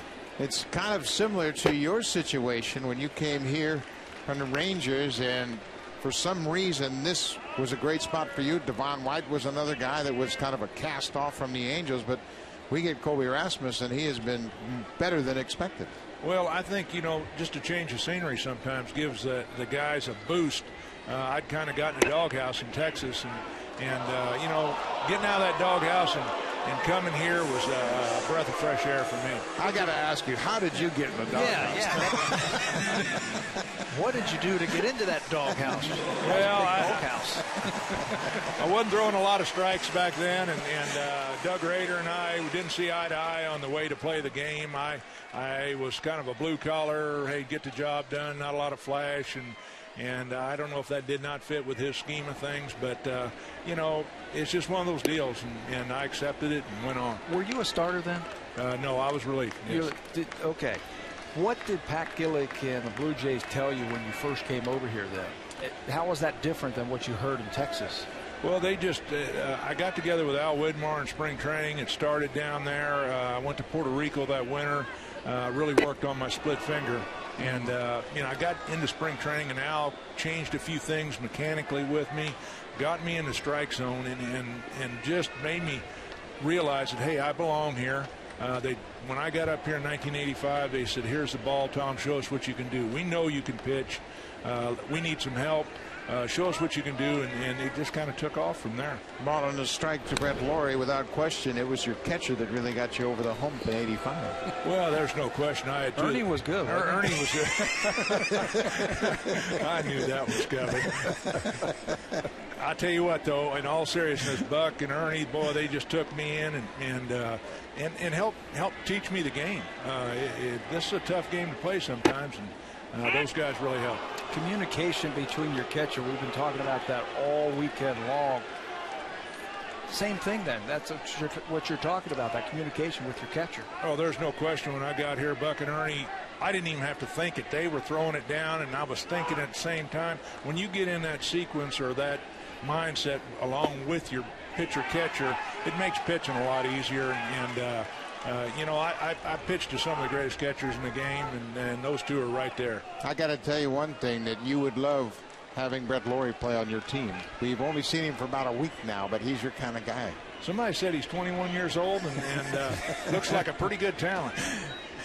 Extremely talented. Now it's a 2-2 count with one out. Encarnacion at first, pulled foul. Bobby Cassava, the Angels right-hander, starting to loose up. Cassava pitched just 1/3 of an inning in yesterday's game. And this is the nervous spot for Mike Scioscia in the bullpen. They'd just as soon be in the 8th inning before they start that bullpen. It has not been a very shut-down middle bullpen for them. Laurie staying alive. So, Tom, what keeps you busy nowadays? Well, I've got a golf tournament. I do a celebrity tournament in October. I've had a lot of the ex-Jays come down. You guys got to come down sometime and play, and we have a lot of fun. Acker and Doyle Alexander and a bunch of the old Jays come in every now and then. I think Wardo's coming in this year, but I do that, and I've got a farm. I still mess around with that. I got a couple little businesses I'm interested in, and just chasing my kids keeps me busy. This has popped up into foul ground. Kendrick is there. Laurie's retired. What brings you into town today? Dwayne Ward is doing a baseball clinic here at the Dome the next 3 days, Monday, Tuesday, Wednesday. I come in for that.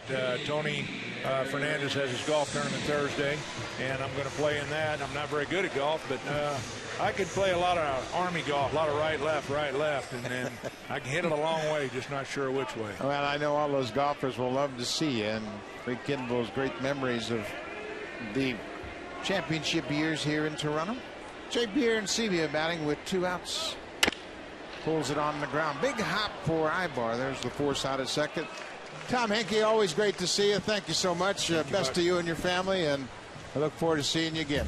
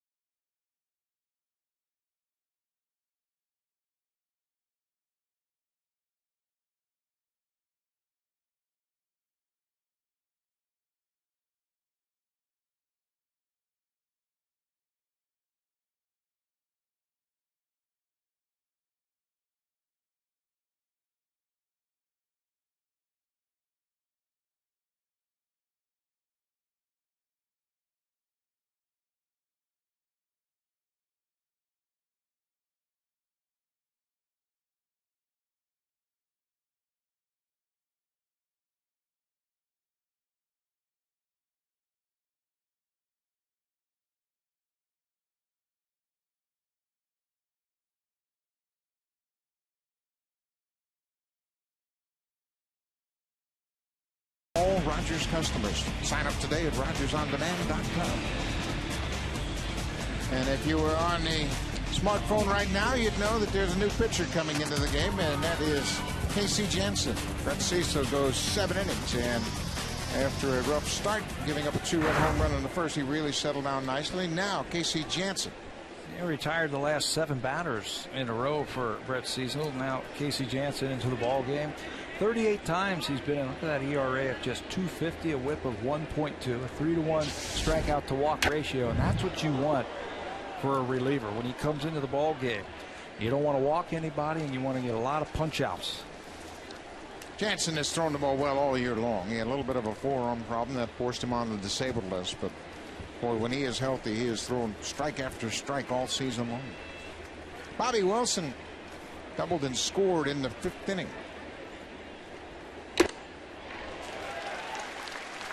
Brett Cecil gave up 2 hits and a 2-run home run in the 1st inning.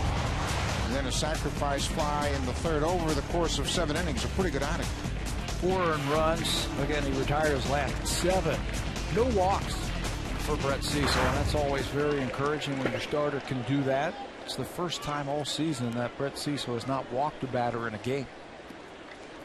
Again, he deserves better. Made the one mistake to Hunter for the home run. Yeah, they tripled the sacrifice fly and back-to-back doubles, and that's been it for the Angels all afternoon. Bobby Wilson had one of those hits off Cecil, as we mentioned, and Wilson, for whatever reason, has hit Brett Cecil well. He is now 3 for 5 against Cecil with 2 homers and a double. So that had something to do with the pitching change, I'm sure. Casey Janssen starting with a clean slate here in the 8th and strikes out Bobby Wilson to start the inning. Again, that's what you want. You got a reliever who comes in, and Janssen throws hard. He's got the high leg kick, hides the ball well. He's got a good cutter this year. That ball spinning away from a right-hander.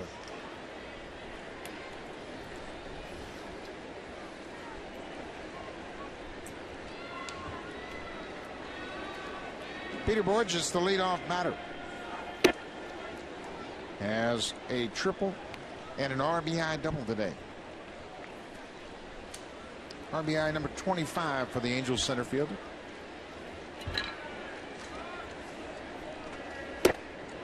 There's that cutter with late cutting action away from Borges. You are not going to be able to hit that pitch, let alone do anything with it. That ball down and away.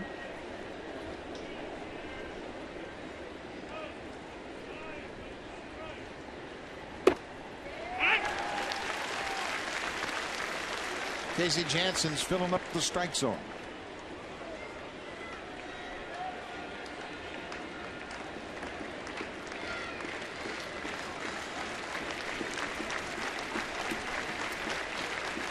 One and two. Well, just lays off. That was a slider, a little bit hard slider, just broke a little bit too much off the plate. Yeah, you can see the difference between that fastball that moves away from the writers and the actual breaking ball. A little bit more depth to it. On the ground. Corey. Easy play at third base with 2 outs. Let's check in with Jamie Campbell.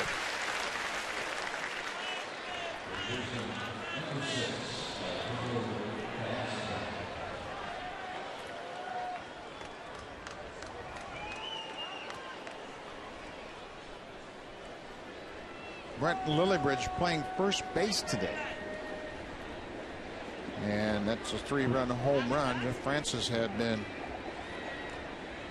breezing. That starts the 4-run first inning. And the other side of the coin, Tyler Flowers is serving as the catcher. There's a lot of lineup shake going on with the White Sox as they're mixing things up, trying to come up with some kind of offense. Adam Dunn in the lineup today? Probably not with the lefty. Nope. Dunn is not in the lineup today. John Danks has put together 3 no-hit innings. Callaspo hops it up.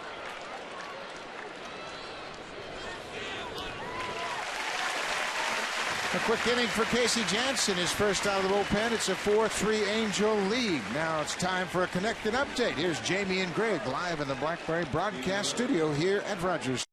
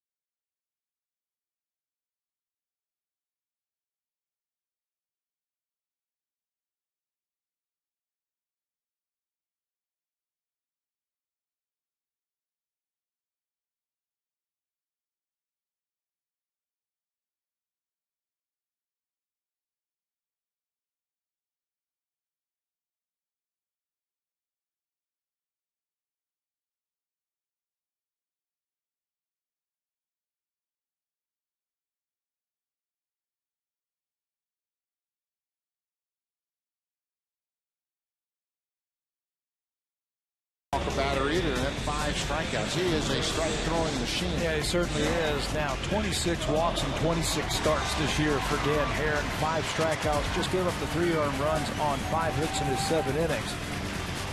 So Mike Scioscia gets 7 out of his starter, and this is how he plays it the rest of the way. Scott Downs in the 8th inning, one of the more effective 8th inning men this year. 43 games, just 9 walks and 23 strikeouts. He also has 6 wins, which matches his career high that he set here with the Blue Jays back in 2006. He ranked 2nd among AL relievers in ERA at that 140 mark. Downs spent 6 seasons with the Blue Jays,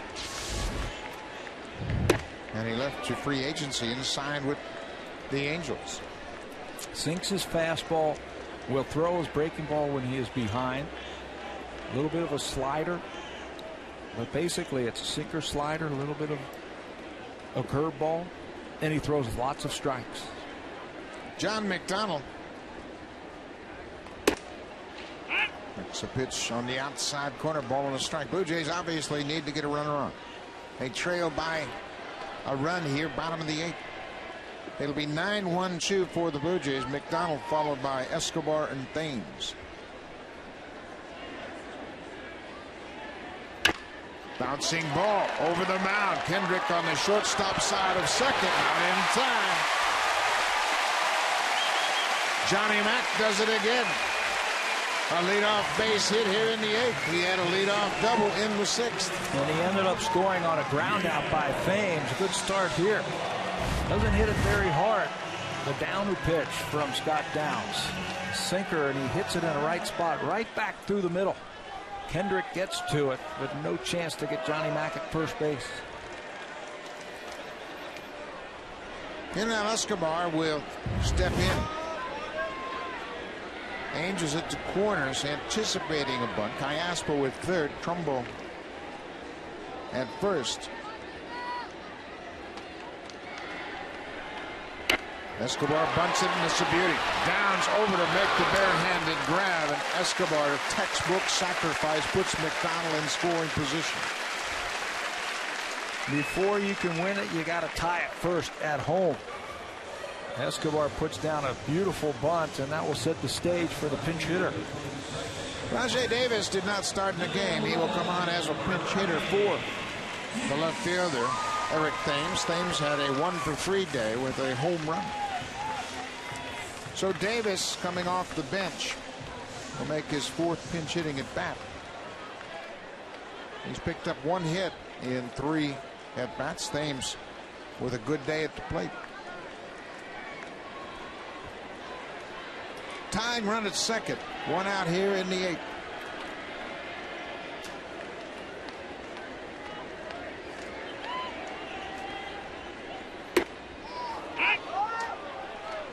Fastball strike. Rajai Davis, one of just 2 Blue Jays hitters that have faced Scott Downs. Obviously, they did it when they were with other teams. Davis 0 for 1 against the Angels left-hander.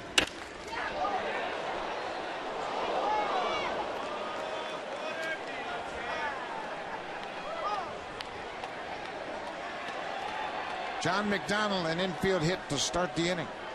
Advanced to second on the sacrifice. I talked to Brian Butterfield before the game about the outfield arms. You see him motioning to John McDonald, curveball, be ready to move up if it's in the dirt. He said the outfield arms here for the Angels, all of them are above average. Something that you have to consider on a base hit to the outfield.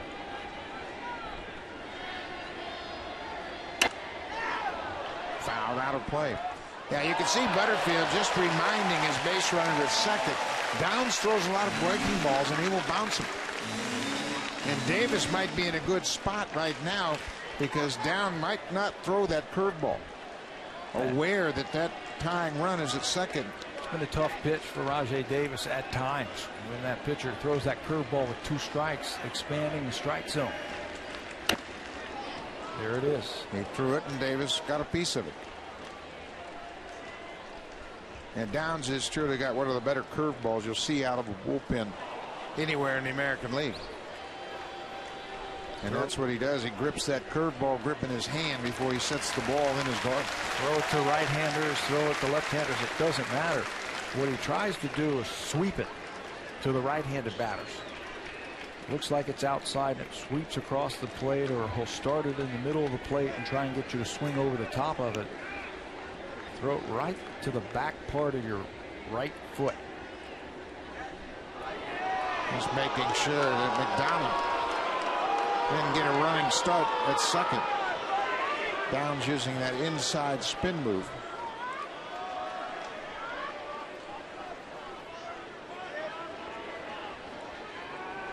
McDonald represents the tying run.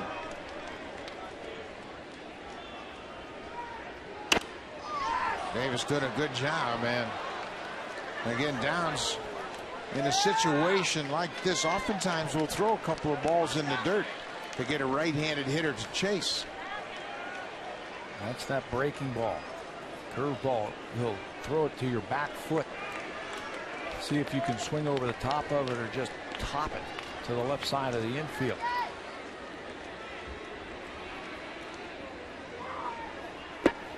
There's that breaking ball, and Wilson, just like Jeff Mathis, moves very quickly to smother that low pitch.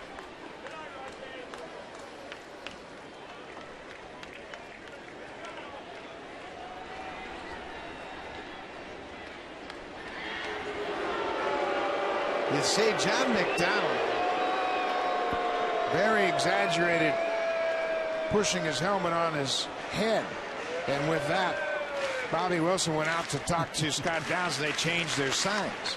And Mike Scioscia is aware of that. He said, hey, it's our job as catchers to protect the pitcher's sign and location. So I don't know if McDonald was decoying or messing with Wilson, but he went out and changed the signs.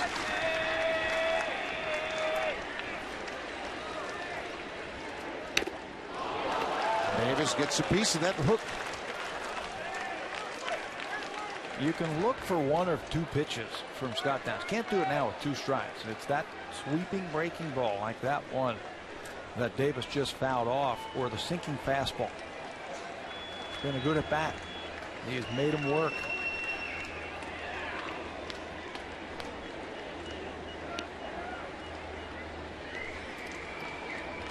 Another 1-2 pitch.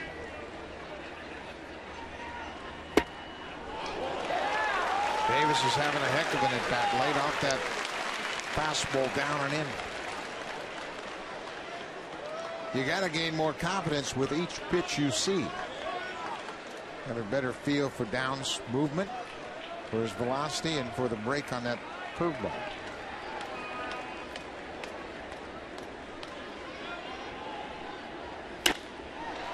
This one's poked down the right side, and it'll reach the seats. Well, Davis has done a good job of covering both sides of the plate in this at bat. Tries to sink the fastball away, and he just flicks it to right field for a foul ball. Trying to get it, Scott Downs, to get the ball up to him. Jose Bautista's had a good day, a home run and a single in 3 trips. John McDonald at second. He too has had 2 hits in this game.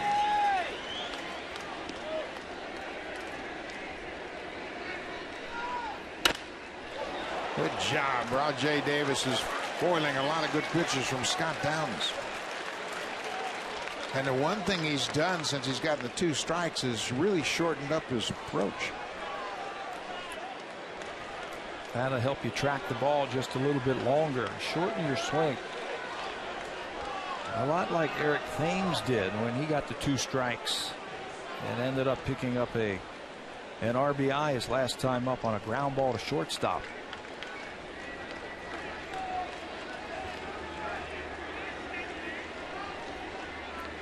Rajay Davis is making Scott Downs work. Full count. Bautista looms on deck.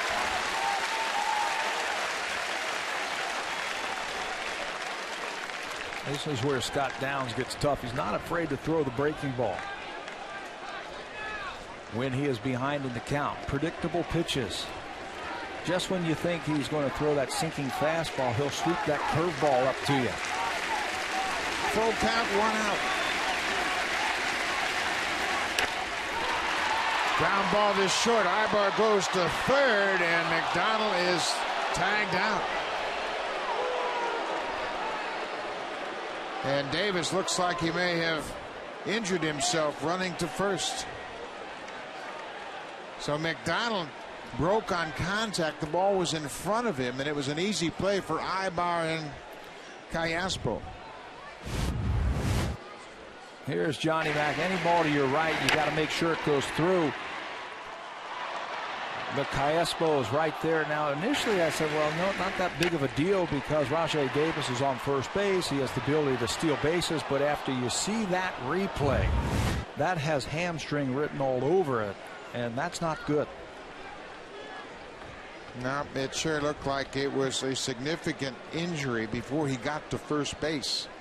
Apple Hudson and John Farrell along with Torey Lovello, and Farrell has just made the sign, I believe, for Mark Teahan, and Teahan will come out of the dugout and take over at first as a pinch runner for Rajay Davis, leaving with an apparent injury.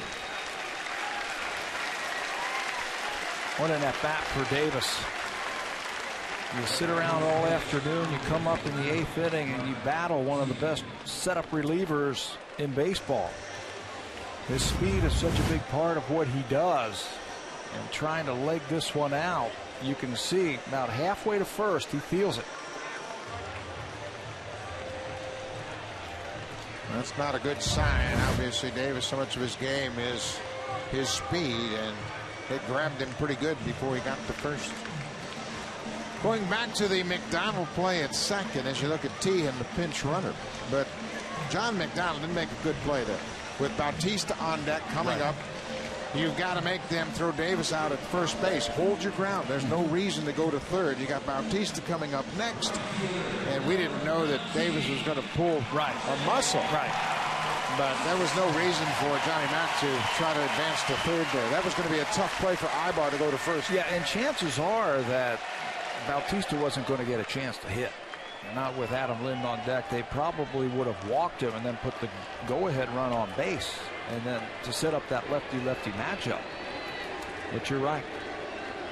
So now Bautista with T in at first and 2 outs, and there was a lengthy meeting on the mound with Mike Butcher going over Bautista and Downs' approach.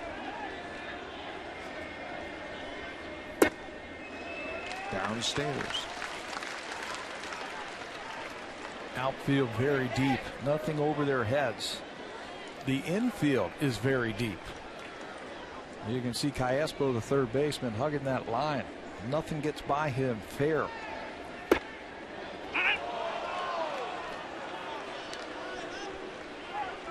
Bautista, when he homered in the 4th inning, didn't like a call earlier in that at bat, and then he hit a home run to center field.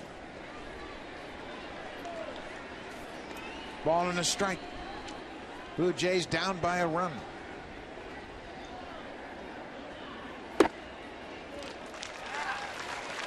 Bautista sees the ball well out of Downs' hands. Staying right off of it. What does he mean for the Blue Jays? In wins, he's hit 21 of his home runs in wins. When he hits, chances are Blue Jays are going to score and win the game. Bautista 2 for 3 this afternoon. Lays off that sinking fastball. Downs might be pitching around Bautista in this at bat with Lind on deck. The left-hander Lind is standing on deck. He's 0 for 3. He lined a bullet to the second baseman his last time up. But it doesn't look like Downs is too anxious to throw Bautista anything he can reach. Reaches that one and pulls it in the hole. Well, what a good at bat that was. Bautista knew he wasn't going to get much. You could see Downs smiling. He didn't want to give in to Bautista. Jose hit a good pitch. Sometimes you have to expand the zone if you're a hitter to get something to hit. It's down. Probably would have been a ball. But he is paid to drive in runs, so he lets it fly. And it will pick up his third base hit of the afternoon. First and second now. And 2 outs.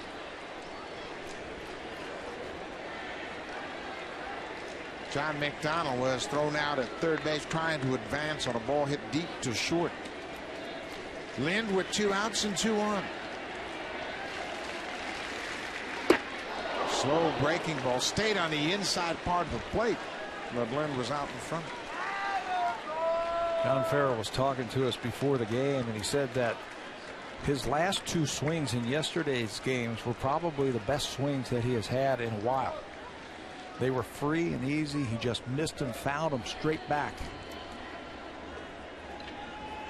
Another slow breaking ball. This one pulled foul. Downs quickly ahead of Lind, 0-2. When he keeps his head still and keeps it over his back leg, that's when they know that he's ready to take off again. Drive the ball the other way. When he starts leaking towards the pitcher, that's when he is getting himself in trouble. Left-handed pitchers haven't given him trouble for the most part this year. Right now, Downs stepped back. He didn't like what Wilson was offering. Lind is at 282 against the lefties.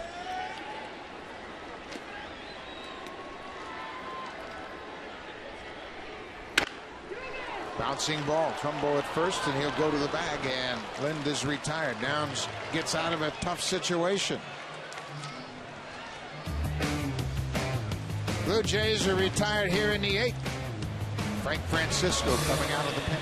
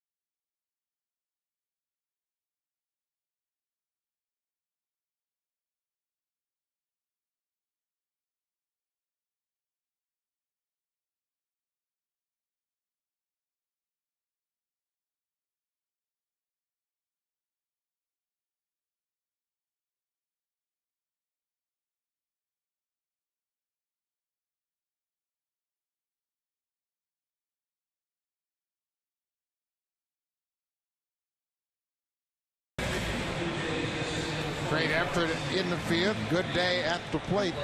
As Thames comes up with a home run. He picked up 2 RBIs, a solo home run, and a ground ball RBI. Mark Teahan took over at first base as a pinch runner. Now he moves in defensively to left field. Frank Francisco, the new pitcher, after Casey Jansen had a good 8th inning.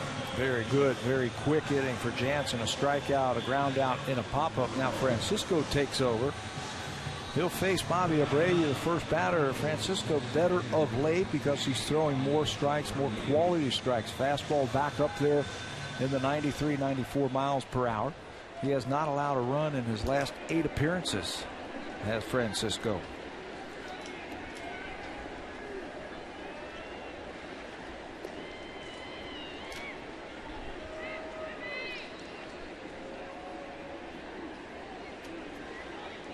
The DH Bobby Abreu steps in.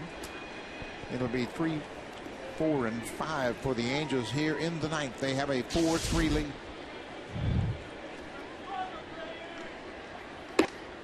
Again, the Angels not doing much with the bats, just enough. They had 4 hits in each of the first 2 games of this series. This afternoon, 5 hits. But they've had the lead all afternoon here. You know, they've cashed them when they've needed to. They've only left 1 runner on base all afternoon. The Angels, that was back in the 5th inning after back-to-back 2-out doubles by Wilson and Borges, scored their last run. Ball on the strike. I thought Brett Cecil did a terrific job today, and something we talked about was pitch with what you have on a given day.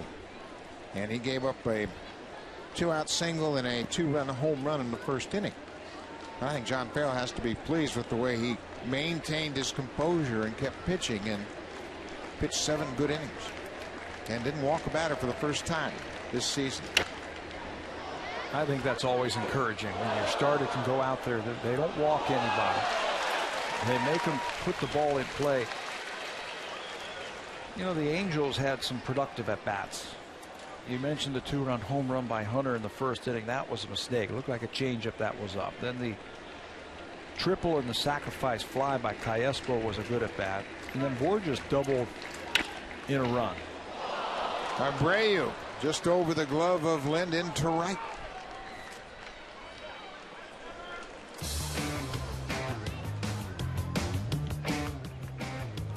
It's Canada's best-selling car 13 years in a row. Honda, the official vehicle of the Toronto Blue Jays. Leadoff base hit by Bobby Abreu, his 2nd hit of the afternoon. And now Torrey Hunter. Torrey Hunter did that damage in the first inning, his 15th home run. Came on a 2-0 pitch. There goes Abreu. Arancibia's throw is to the shortstop side of second. Abreu picks his spots very well. That's his 16th steal in 20 attempts. And you've got to pick your spots. High leg kick from Francisco. Abreu will pick up the stolen base. Power and speed, that's what he's been about in his career. He scored his 1,400th career run just a week ago. He's also had over 1,300 RBIs. He has stolen 20 bases for 12 consecutive seasons now. Last time he didn't have a 20 steal season was '98 with the Phillies. He had 19.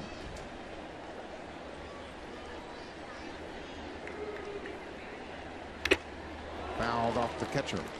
0-2. Hunter hit that pitch up in the zone, and he had another good cut at that pitch upstairs. Mike Scioscia was asked about his ball club's inability to score a lot of runs, and somebody suggested it was like the '60s Dodgers, relying a lot on starting pitching. He said, hey, we're not in the National League, and this is not the '60s. We need to score more runs. And you made a great point about the combination of pitching and offense that really leads to championship ball clubs. And you look at ERA leaders, and then you look at the runs scored leaders, and more often than not, you put that combination together, you're going to the postseason. And you're going to go to the World Series. Over the last few years, every team that makes it to the World Series has been in the top 5 in runs scored and ERA. And that's what this game is all about.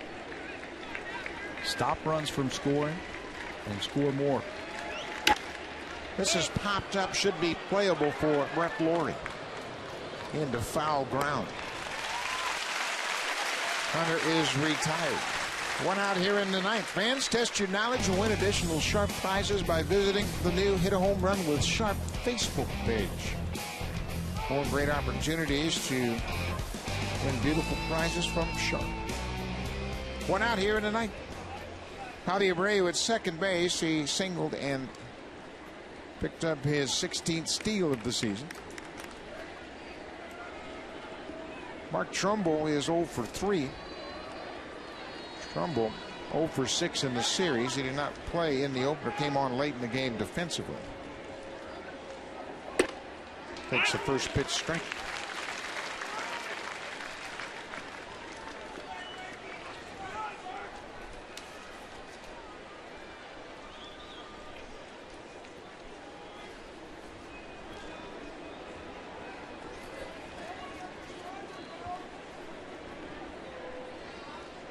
There goes Abreu. Got a terrific jump, and Arancibia didn't even come out of his crouch.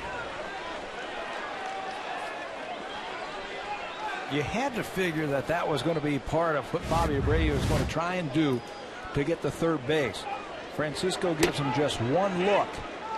The infield plays off of him, and no chance to get Abreu at third base. Now the infield has to come in. That's a huge run down there at third base. Trumbull pops it up, but it'll reach the seats. Boy, it is a big insurance run. You look ahead to the bottom of the ninth. Encarnacion, Rasmussen, Brett Lawrie. Abreu represents a big insurance run, and Jordan Walden, the young power throwing closer, is standing by ready in the Angels bullpen.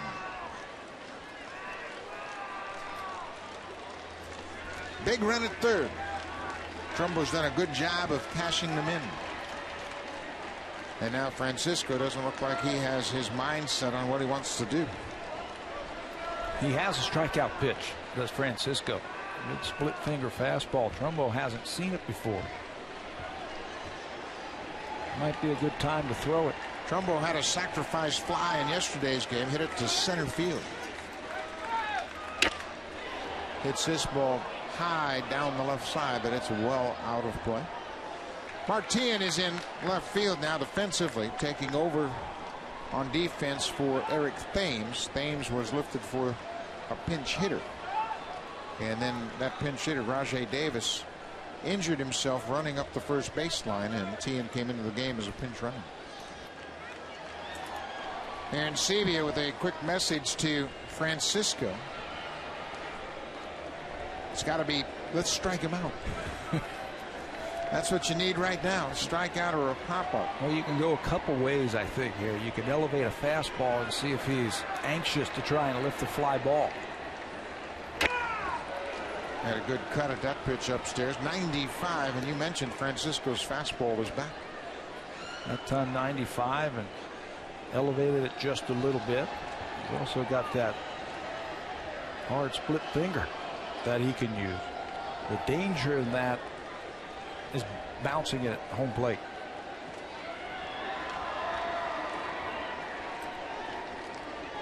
Oh, 0-2, 1 out. Upstairs. That ball got away from him.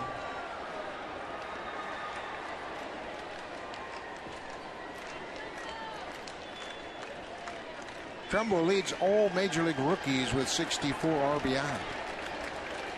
He's 6 ahead of Freddie Freeman of the Braves. 1-2, 1 out. Breaking ball. Lowry comes home. They got Abreu in a rundown. Lowry tags him out, and now he's got Trumbo hung up. Does a good job to get Trumbo in a rundown. Johnny Mack will tag him out.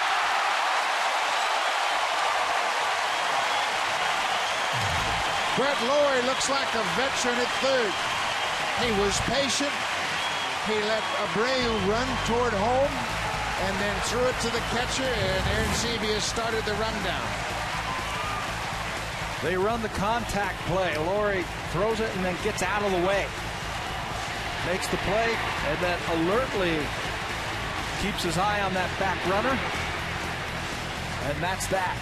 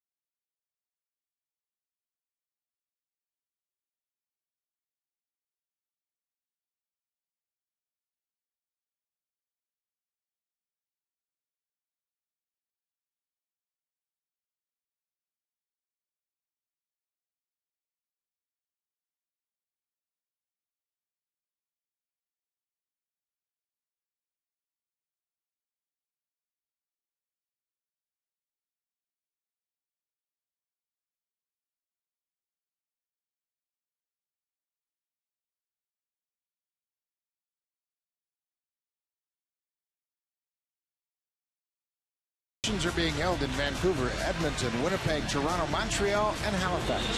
Canada's Got Talent.com has all the date and location information. They're looking for acts of all ages. Sign up, show up for Canada's Got Talent. That young man has a lot of talent. Whether it's with a bat in his hand or a glove on his hand, he can play some baseball. And he will get a shot here in the 9th inning to face the big closer for the Los Angeles Angels, Jordan Walden, in 48 games, which leads the club. He is 26 for 33 in save chances, 5th in the AL. And there's really no secret when he comes into the ball game what you're going to get. Hard fastball, hard breaking ball. Comes right after you. That first pitch to Edwin Encarnacion, 97 miles an hour. He has not pitched since Tuesday in New York. A ball on the strike outside. Walden picked up the save in New York when an inning, gave up a hit and had a strikeout, but he threw 23 pitches. Popped into right. One out. Let's check in with Jamie Campbell.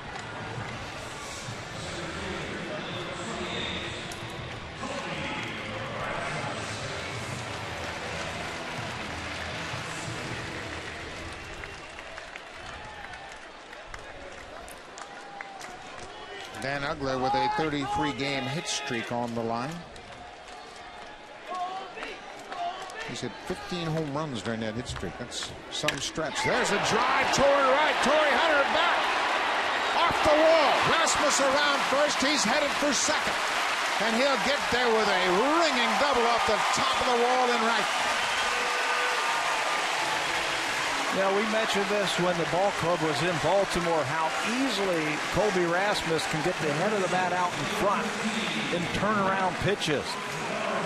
Walden challenges him with a fastball. Watch how short, quick, and the ball jumps off of his bat. This is a line drive that goes 375 feet, and he just misses a home run right off the top of that scoreboard in right field for a double. 19th double of the season for Rasmus, his 5th since joining the Blue Jays. He is the tying run at second. Brett Lawrie 0 for 3 so far. 98, but out of the zone. Lawrie has hit 2 home runs in his young career. Blue Jays will take a single right now. Pat mentioned earlier how well the Angels throw from the outfield. Wells, Borges, and Hunter. They get the balls very quickly. They cut down the distance in case there is a play at the plate.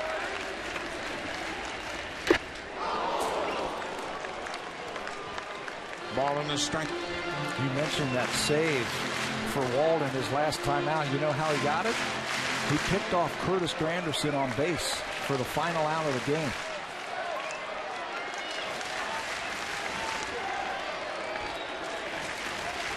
One count to Brett Lawrie. 98, but upstairs.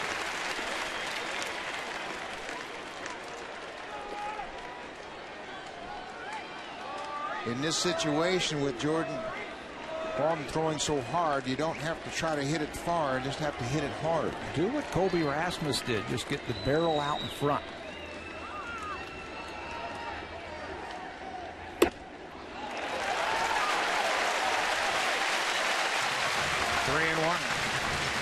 Here's where Lawrie just has to realize he doesn't want a long swing. He wants a quick swing. Yeah, you try and get too long and that ball's going to beat you. Rasmus with the 1-out double. The tying runs at second.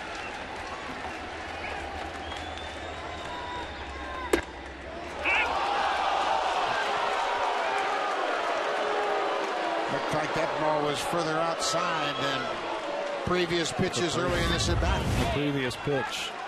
They want to stay away from him, and then it's just off the plate.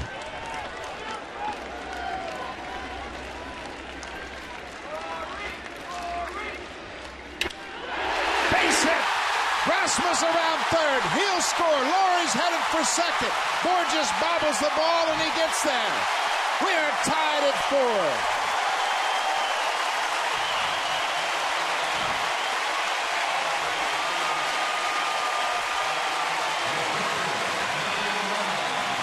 Brett Lawrie did exactly what you were talking about. You don't try and hit it far. You try and shorten it up and make sure you get the barrel out in front, especially about a guy who throws that hard.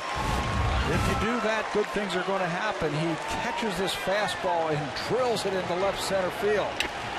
Gets the head out and then uses his speed to get into scoring position. That ball is shot out of a cannon into left center field, and he came around first base with a full head of steam and got himself into scoring position.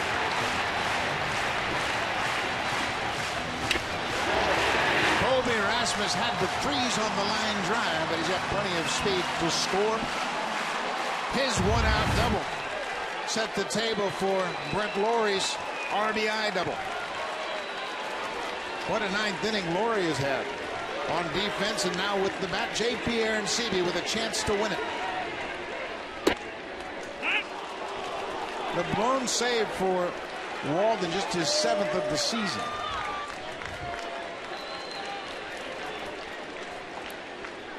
The double by Laurie came on a 3-2 pitch.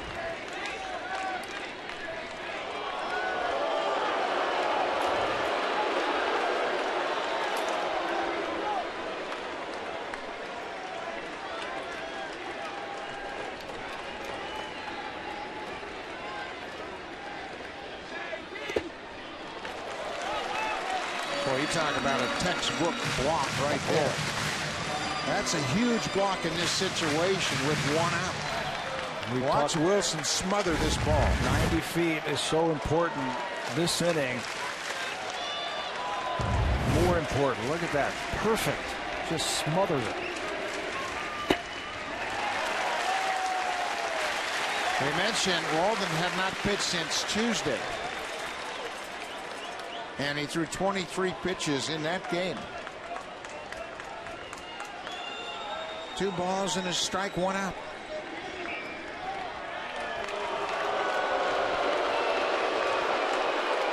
Obviously, the game is on the line. Bobby Wilson didn't like what he was seeing. Went out there and got Walden to step off, and now they're talking it over. Made sure that they are on the same page. Same thing goes for J.P. Arencibia. You're not looking for the dramatic walk-off home run. You're just looking to put the bat on the ball, hit it out in front, get it to the outfield.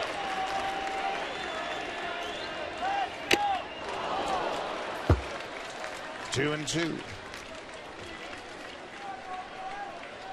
They are not throwing any pitch anywhere inside to Arencibia. They're going to make him reach for it.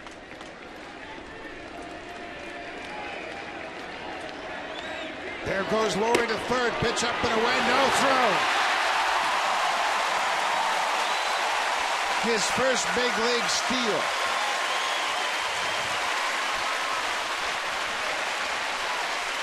And it comes at the right time. Get yourself to third base. Walden forgot about him, gave him one look, and no chance for Wilson to throw him out. He gets a running start. The Angels, with Laurie at third, have brought in Torrey Hunter from right to give them 5 infielders, 2 outfielders. Arencibia can win it right here. He strikes out. So now Hunter will go back to right field as Arencibia strikes down. That's the second out. Just trying to make contact.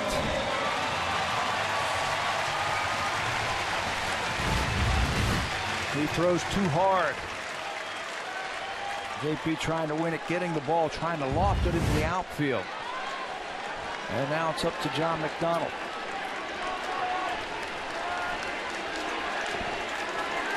John McDonald with 2 hits already this afternoon.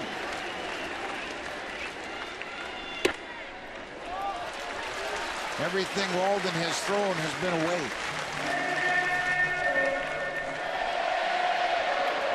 The winning run just 90 feet away.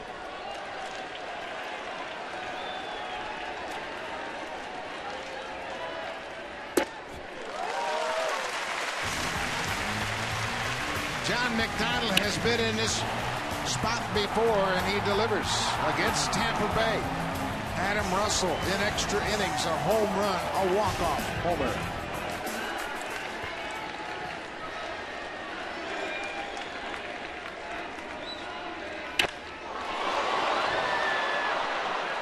Out in front of that fastball, and he's a little geared up. He turned around that 95-mile-an-hour fastball. Fired up. Walden fastball up, and Johnny Mack hooks it into the 4th deck.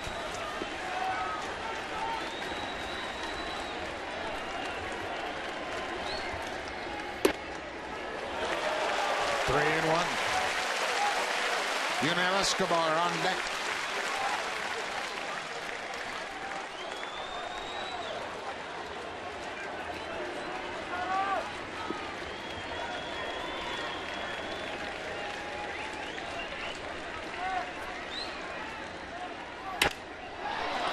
popped up on the infield. Ivor, the shortstop, backs up.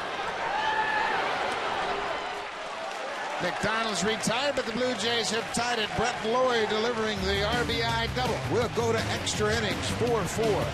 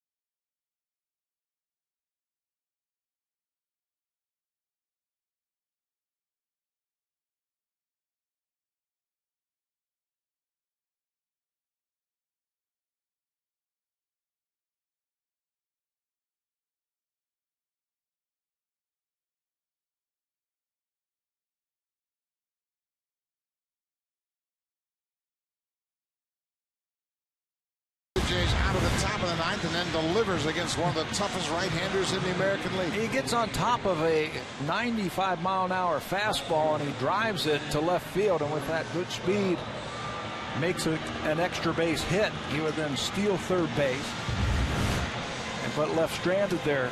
Exciting player. John Roush into the ball game now. Frank Francisco gave up a base hit to Abreu. Abreu had a couple of steals, but then Brett Lawrie initiated that rundown. They got Abreu at third and ended up getting Mark Trumbull at first to end the inning. Brennan Wells. Wells was robbed of a potential extra base hit in the seventh on a terrific defensive play by Eric Thames.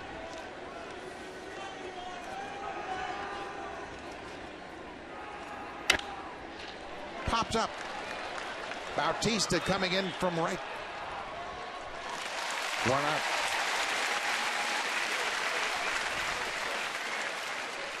The Blue Jays have been a good extra inning team this year. They are 9-3 overall.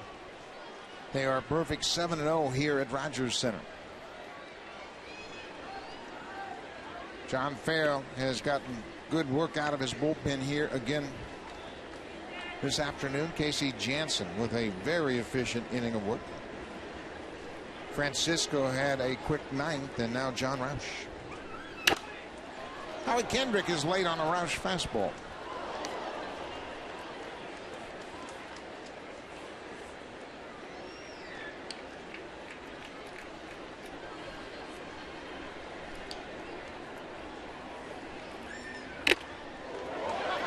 Oh, 2.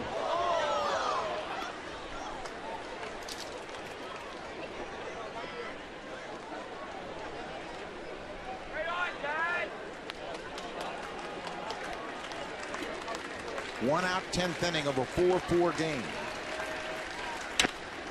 Bounce to third. 2 down. What Lawrie has said, it's taken a couple of games to get used to the turf here at the Rogers Center. How the ball will bounce. That one came up on him right at the last second, but he stayed right with it. Get the out. He's played a good third base.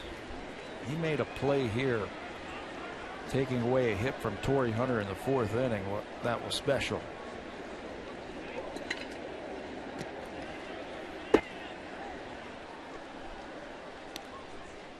Fernando Rodney now loosening up. The Blue Jays have dispatched the 2 most effective relievers in the Angels bullpen. Downs had a good 8th, and Jordan blew the save in the ninth, and it looks like Rodney's going to come on now that we're in extra innings.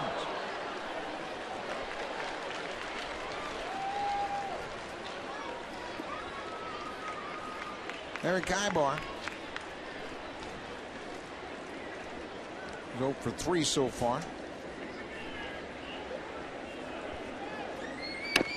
He bunts it down the third base line, and Lowry lets it go. Ibar popped up about earlier that Lowry caught in foul ground. That's knowing the turf here, how the ball's spinning. He knows that he doesn't have a chance. The ball's spinning towards him, and just lets it go as it takes that bounce. Ibar has been struggling offensively, and that's why he's trying to get aboard.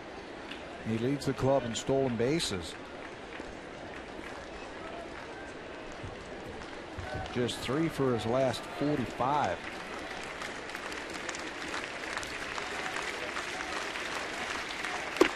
Come on and miss. John Roush has a good 1-2-3 10th inning.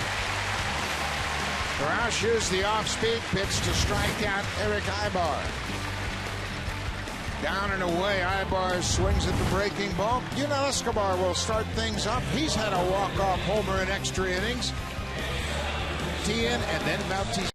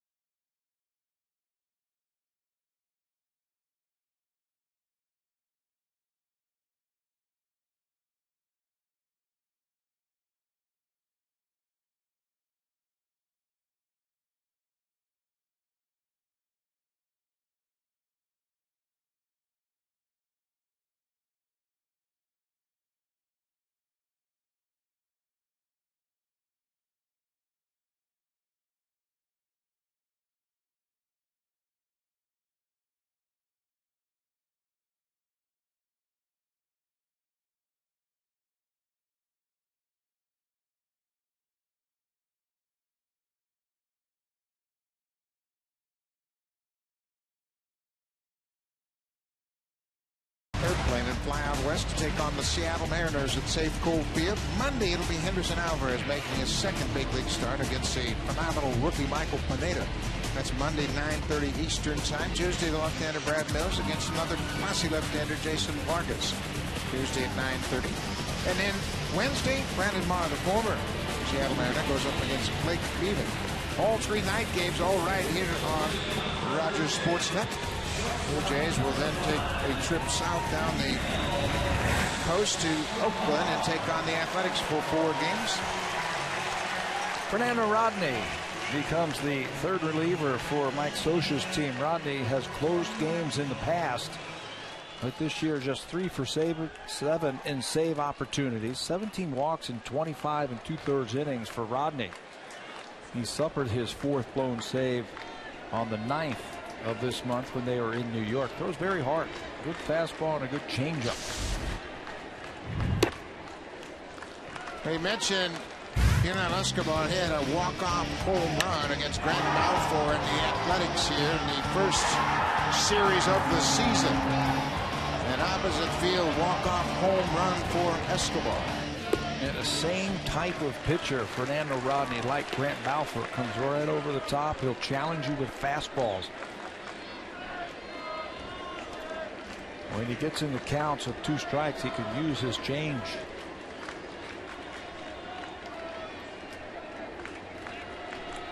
Two and 0. Way outside.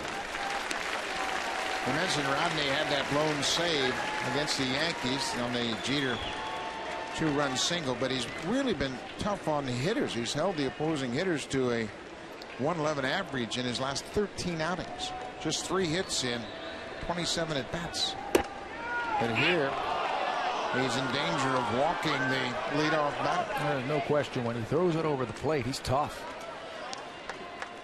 He's got a good arm. It's nice and loose.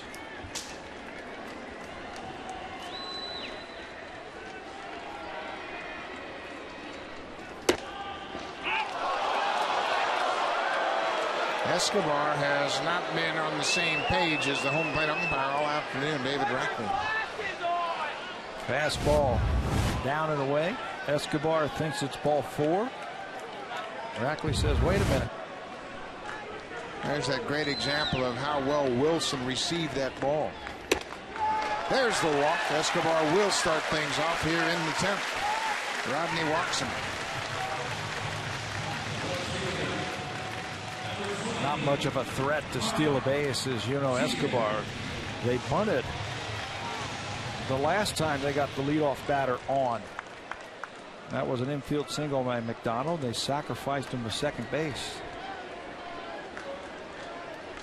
Martin is 2 for 9 against Fernando Rodney in their head-to-head matchups. Martin homered in the game yesterday. He started against Jared Weaver, his first Blue Jays home run. Squares to bunt and takes a strike. Tien's never been a guy that's used the sacrifice bunt very often. He had 4 sacrifices in 2007 with the Royals. He's got 12 for his career.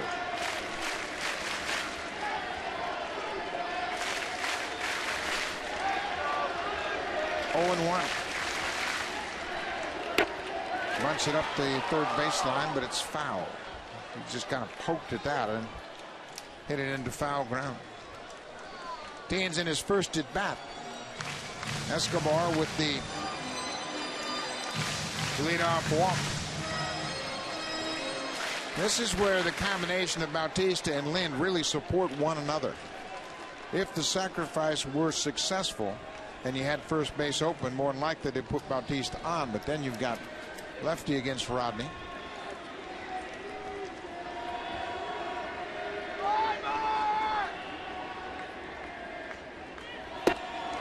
There's that great changeup, and Tien strikes out.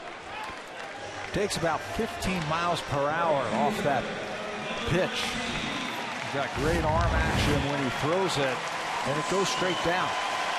Tough for lefties to stay on that one. You've got to really stay on, stay back, but it's a strikeout. Bautista has had 3 at-bats against Rodney. He's got a couple of hits.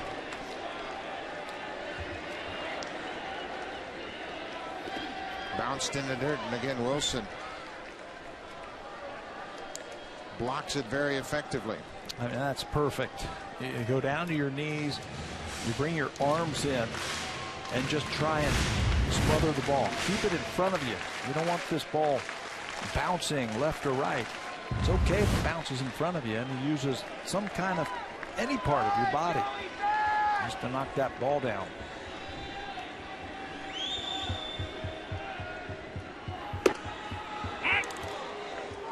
And a pretty good fastball to hit right over the center of the plate.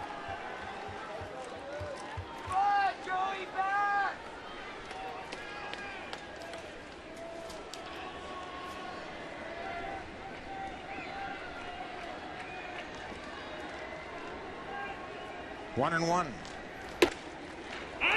97 on the corner. Looked like Jose was sitting on something soft there, something off speed.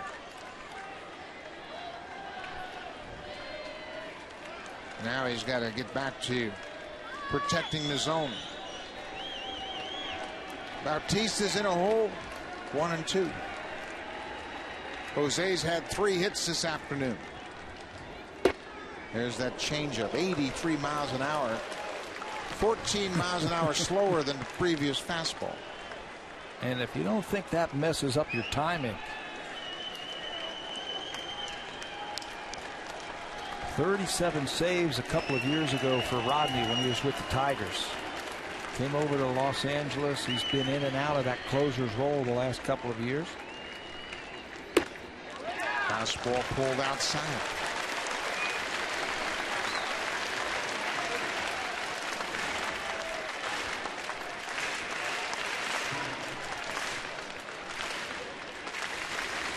Lind is on deck. Adam Lind is 0 for 4 this afternoon. Bautista with a full count. Escobar at first, 1 out.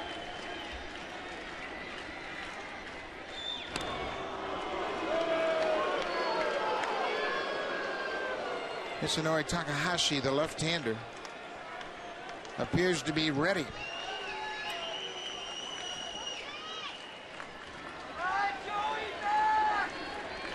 10th inning of a 4-4 ball game. Bautista walks. Jose's been on base 4 times this afternoon. And Mike Scioscia didn't hesitate. There's the call to the bullpen. It will be Takahashi, the left-hander, coming into the game to face Adam Lind. Lind faced Scott Downs in his last at-bat and grounded to first base to end the 8th. When we come back, Takahashi against Lind.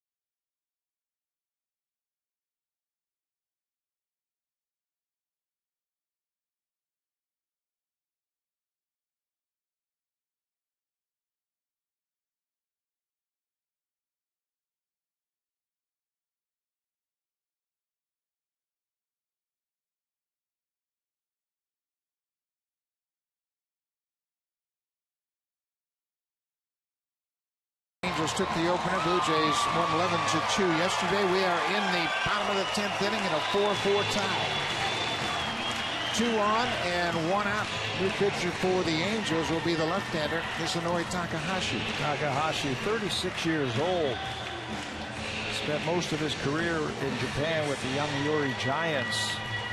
Last year he was with the Mets. He was signed as a free agent in 2010. He's got 1 year of Major League service. He's tricky. He pitched twice in the Yankees series, but both times facing one batter. And here he's got Adam Lind. That's his assignment with 1 out.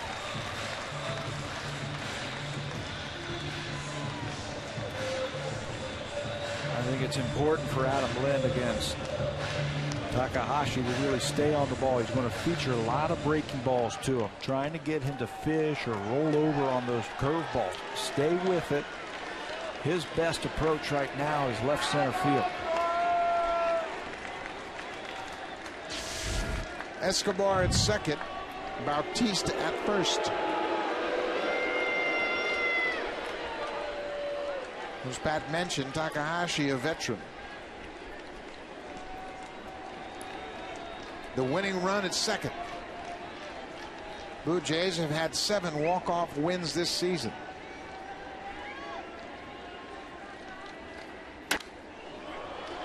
Pretty good cut. That ball was fouled back. You really have to force yourself to see breaking ball. Especially early in the count, you can sit on it and look for one pitch. Chances are he'll get the breaking ball from the left-hander.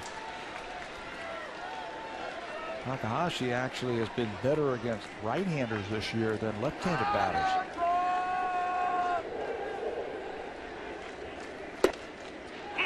0-2. Looked like Takahashi crossed up Lynn. He may have been looking for a breaking ball.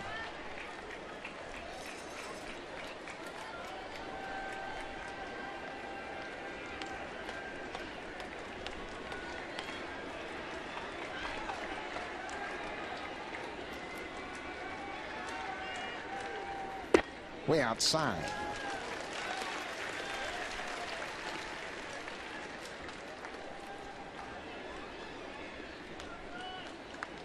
Takahashi retired Adam Lynn back in April in the series finale in Anaheim. Got him to ground back to the mound. Hopped him up. Infield fly rule, and Humble makes the catch. Lind is retired. So this is an interesting situation now, and Edwin Encarnacion has been as hot as anybody. He has extended his hit streak here to 13 games.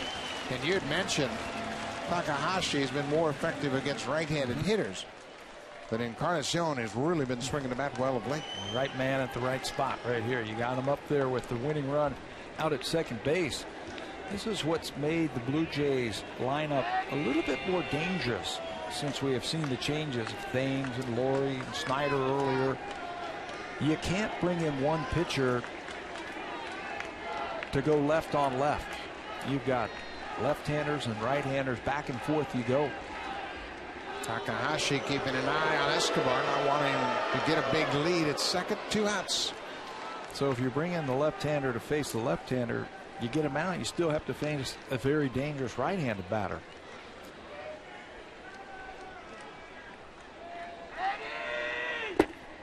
Off-speed pitch in the dirt.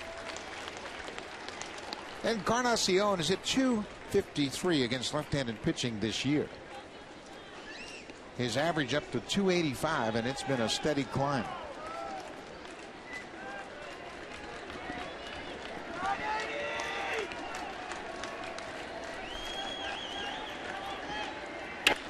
Base hit. Blue Jays are going to win it. Here comes Escobar around third. Encarnacion delivers.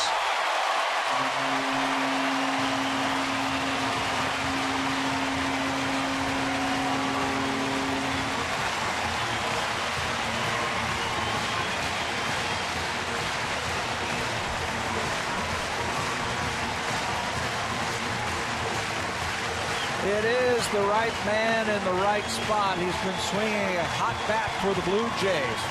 And if you get the left-hander out, you've got to face the tough right-hander, and Encarnacion delivers. Walk-off win. Blue Jays do it again at home.